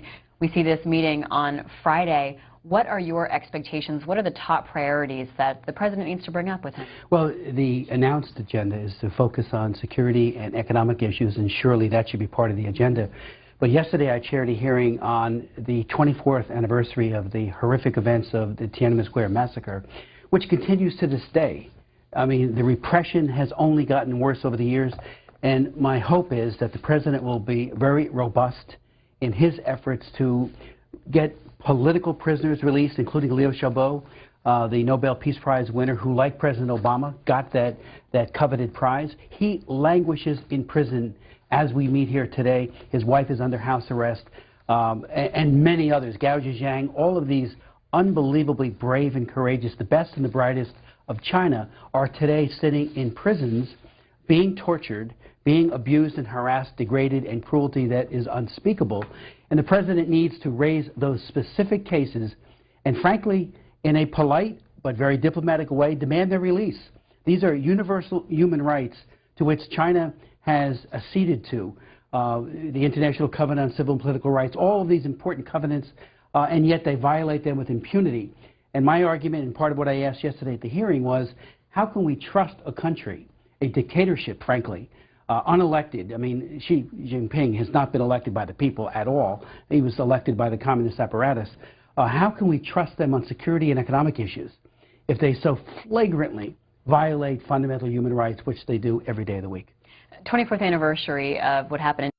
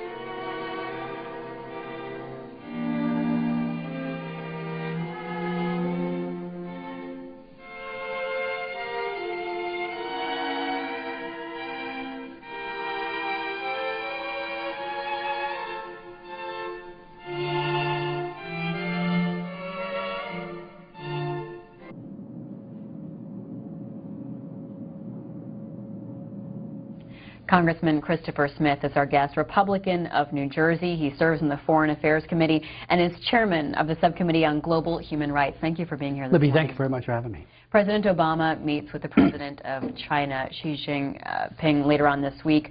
We see this meeting on Friday. What are your expectations? What are the top priorities that the president needs to bring up with him? Well, the announced agenda is to focus on security and economic issues, and surely that should be part of the agenda. But yesterday I chaired a hearing on the 24th anniversary of the horrific events of the Tiananmen Square massacre, which continues to this day. I mean, the repression has only gotten worse over the years, and my hope is that the president will be very robust in his efforts to get political prisoners released, including Liu Xiaobo, the Nobel Peace Prize winner, who, like President Obama, got that coveted prize. He languishes in prison as we meet here today. His wife is under house arrest, and many others. Gao Zhejiang, all of these unbelievably brave and courageous, the best and the brightest of China, are today sitting in prisons, being tortured, being abused and harassed, degraded, and cruelty that is unspeakable. And the president needs to raise those specific cases and, frankly, in a polite but very diplomatic way, demand their release. These are universal human rights to which China has acceded to, the International Covenant on Civil and Political Rights, all of these important covenants, and yet they violate them with impunity. And my argument, and part of what I asked yesterday at the hearing, was how can we trust a country, a dictatorship, frankly, unelected. I mean, Xi Jinping has not been elected by the people at all. He was elected by the communist apparatus. How can we trust them on security and economic issues if they so flagrantly violate fundamental human rights, which they do every day of the week? 24th anniversary of what happened in Tiananmen Square. We're seeing covered by the papers. The New York Times reflects on it and then looks at people who are the leaders of China today, the new elite in China, partly molded by the turmoil of Tiananmen Square. How vivid is this in Americans' memory? I think somewhat vivid. We all remember, you know, the Statue of Liberty being carried around Tiananmen Square. We remember the great individuals like Chai Ling and others, one of the student leaders who was at yesterday's hearing, who spoke out so boldly and then, unfortunately, were hunted down after the bayonets and the tanks rolled into the square and all the places in and around the square. It was a tipping point in the wrong direction towards more repression, more human rights abuse, more torture, and what could have been what we saw in the Eastern Bloc countries, the Warsaw Pact nations, and of course Russia and the Soviet Union, could have been an opening and a movement towards democracy, became a profound U-turn towards even more repressive government by the current ruling elite. So you talked about the message you'd like to hear the president Yes. send, but what's the muscle behind the message, and how is capitalism influencing China today? Well, you know, the mistake that was made, I think, in the 1990s, when Bill Clinton linked human rights with trade, and nobody applauded a Democrat president more seriously than I did as a Republican, because he linked it properly so. He even accused President Bush, the first Bush, of coddling dictatorship when he was a candidate running for the presidency because of the way he was handling the Chinese situation, particularly during Tiananmen Square. Then he himself delinked human rights on a Friday afternoon, May 26, 1994. If you go to the C-SPAN archives, you can see my press conference and Nancy Pelosi's and David Bonnier's press conference, because we were utterly shocked that benchmarks serious and substantial progress in a number of categories where there was regression. The president took his executive order on human rights and went like this, ripped it right in half. And from that moment, that was the game changer, in my opinion. And I think anyone who looks seriously at this will come to that conclusion. When the Chinese dictatorship took the measure of the United States resolve and said, profits trumps human rights. I believe that we need engagement. We need strong and serious engagement, but at the core, we need to say how you treat your citizens, how you mistreat them in the case of China, matters to us, and that we stand with the oppressed and not with the oppressor. Talk to the oppressor. I met with Li Peng. Frank Wolf and I had a face-to-face with Li Peng, then premier, in China. And we raised human rights issues, religious persecution, forced abortion, the whole coercion and population control, the dissidents from Tiananmen Square who were in the Laogai, as they call it, and many of them are still there. And he was incensed that these two congressmen, Wolf and Smith, had the audacity to raise human rights with this premier. We need to do that every time, everywhere, and the president has a pulpit, a bully pulpit, if you will, unlike anyone else, to raise these issues and say, look President Xi in the eyes and say, let Liu Xiaobo go. Let Gao Zhejiang go and be free. And so if he doesn't, it'll be a missed opportunity. Representative Chris Smith, Republican of New Jersey, serves on the Foreign Affairs Committee, where he's one of the top Republicans. He chairs the subcommittee on global human rights. Why should Americans care about this issue? Well, that's a great question, Libby. We are our brothers and sisters' keeper. We are a nation of immigrants. We are a nation of laws. We were founded really on the principle of religious freedom and other fundamental freedoms and human rights. If not us, who? We are the ones who push so aggressively, globally, for human rights. We've done it for many years, even when we had our own serious problems with human rights abuse, particularly towards African Americans. We did rectify it. We passed the Civil Rights Act. Obviously, we abolished slavery.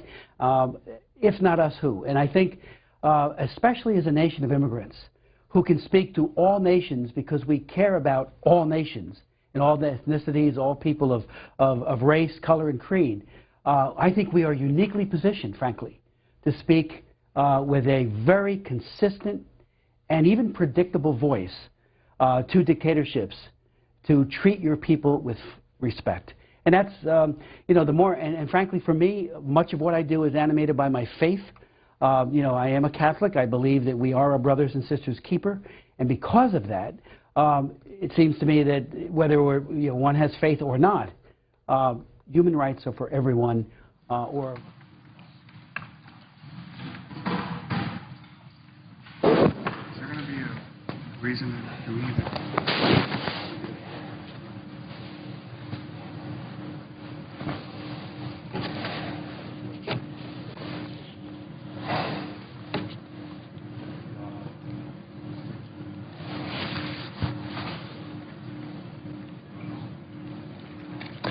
Madam President. Senator from Oregon. Madam President, I ask that the quorum call be suspended. Without objection. Thank you. And I ask unanimous consent to enter into a colloquy with Senator Stabenow. Without objection. Thank you, Madam President. Madam President, I rise to talk about an issue that is important to many Oregonians, Section 735 of the continuing resolution, also known as the Monsanto Protection Act. I appreciate this opportunity to engage in a dialogue about it with Senator Stabenow, who as a chair is doing a magnificent job guiding this farm bill through the Senate.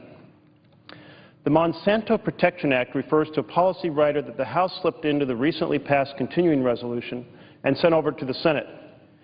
Because of the time-urgent consideration of this must-pass legislation necessary to avert a government shutdown, this policy rider slipped through without examination or debate.